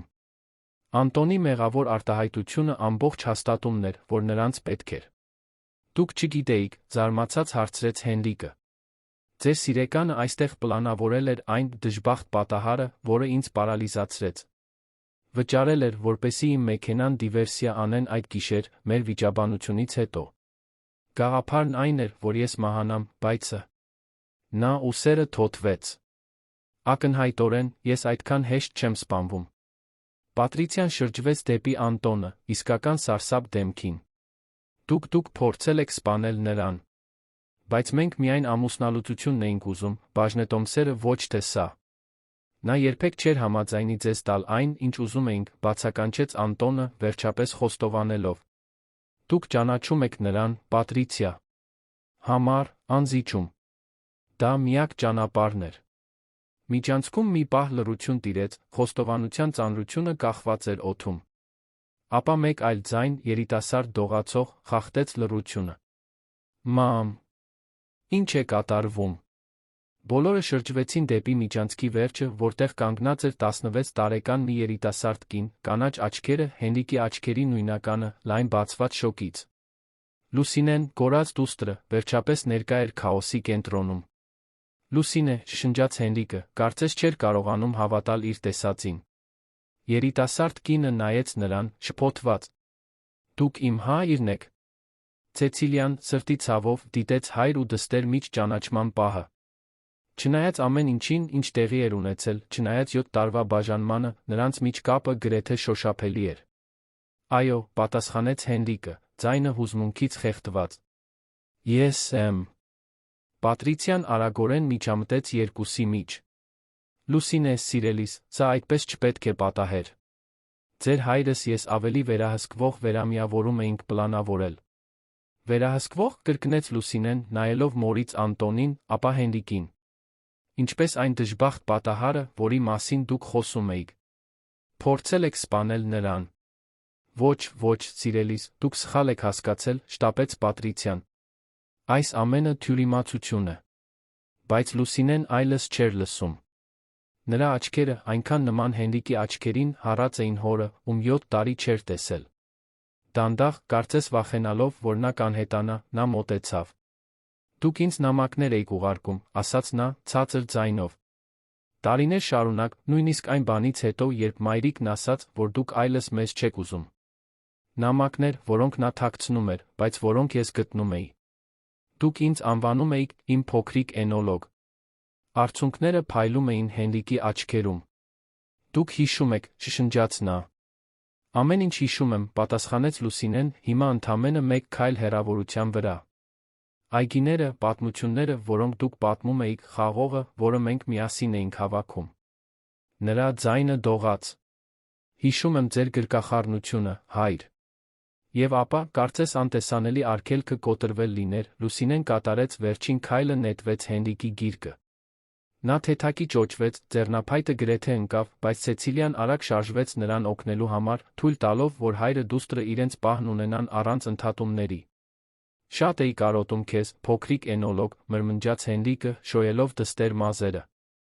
Ես նույնպես, հայր, հեկեկաց Լուսինեն, դեմքը թաղելով նրա ուսին։ Ամեն օր։ Պատրիցիան դիտում էր տեսարանը զայրույթի հուսահատության խառնուրդով։ Լուսինե, կանչեց նա, ձայնը հաստատուն։ Եկ այստեղ։ Մենք պետք է գնանք։ Բայց Լուսինեն չշարժվեց հոր գրկից։ Երբ վերջապես հեռացավ, նրա երիտասարդ դեմքին վճռականություն կար։ Ոչ, ասաց նա, հաստատակամորեն։ Ես ոչ մի տեղ չեմ գնա ձեր հետ։ Ոչ այն բանից հետո, ինչ լսեցի։ Դուք չեք հասկանում, պնդեց Պատրիցիան։ Ձեր հայրս ես։ Իմ հայրս դուք ոչինչ, ընդհատեց Լուսինեն, իր տարիքի համար զարմանալի հասունությամբ։ Դուք ստեցիք ինձ։ Տարիներ շարունակ։ Ասացիք, որ նա այլս մեզ չի ուզում, որ լքել էր մեզ։ Բայց ամեն ինչ սուտ էր։ Այս պահին վերելակի դռները նորից բացվեցին, բացահայտելով Վարդանյանների գինեգործարանների տնօրենների խորհրդի մի քանի անդամների, ովքեր ժամանել էին Անտոնի կողմից նշանակված հանդիպմանը։ Կոլեկտիվ զարմանքի արտահայտությունը Հենրիկին ոտքի կանգնած Անտոնին անկյունում Պատրիցիային կատաղած դեռահասին արցունքների մեջ միջանցքում տեսնելիս կոմիկական կլիներ այլ հանգամանքներում։ «Պարոնայք, տիկնայք», ողջունեց Հենրիկը, իրեն հավաքելով։ «Լավ է, որ վաղ եք հասել։ Մենք շատ բան ունենք քննարկելու»։ Հաջորդ ժամերին, արտակարգ հանդիպման ժամանակ, որը ներկաներից ոչ ոք երբեք չէր մոռանա, ճշմարտությունը բացահայտվեց։ Անտոնի շեղումները, Պատրիցիայի մանիպուլյացիաները, Հենրիկի գաղտնի ապաքինումը, այսօրվա պլանավորված հանդիպումը, որը պետք է հանգեցներ նրա վերջնական հեռացմանը ընկերությունից։ Փաստաթղթեր ներկայացվեցին, ձայնագրություններ վերարտադրվեցին, ցուցմունքներ տրվեցին։ Ի վերջո, կասկածներ չկային։ Անտոն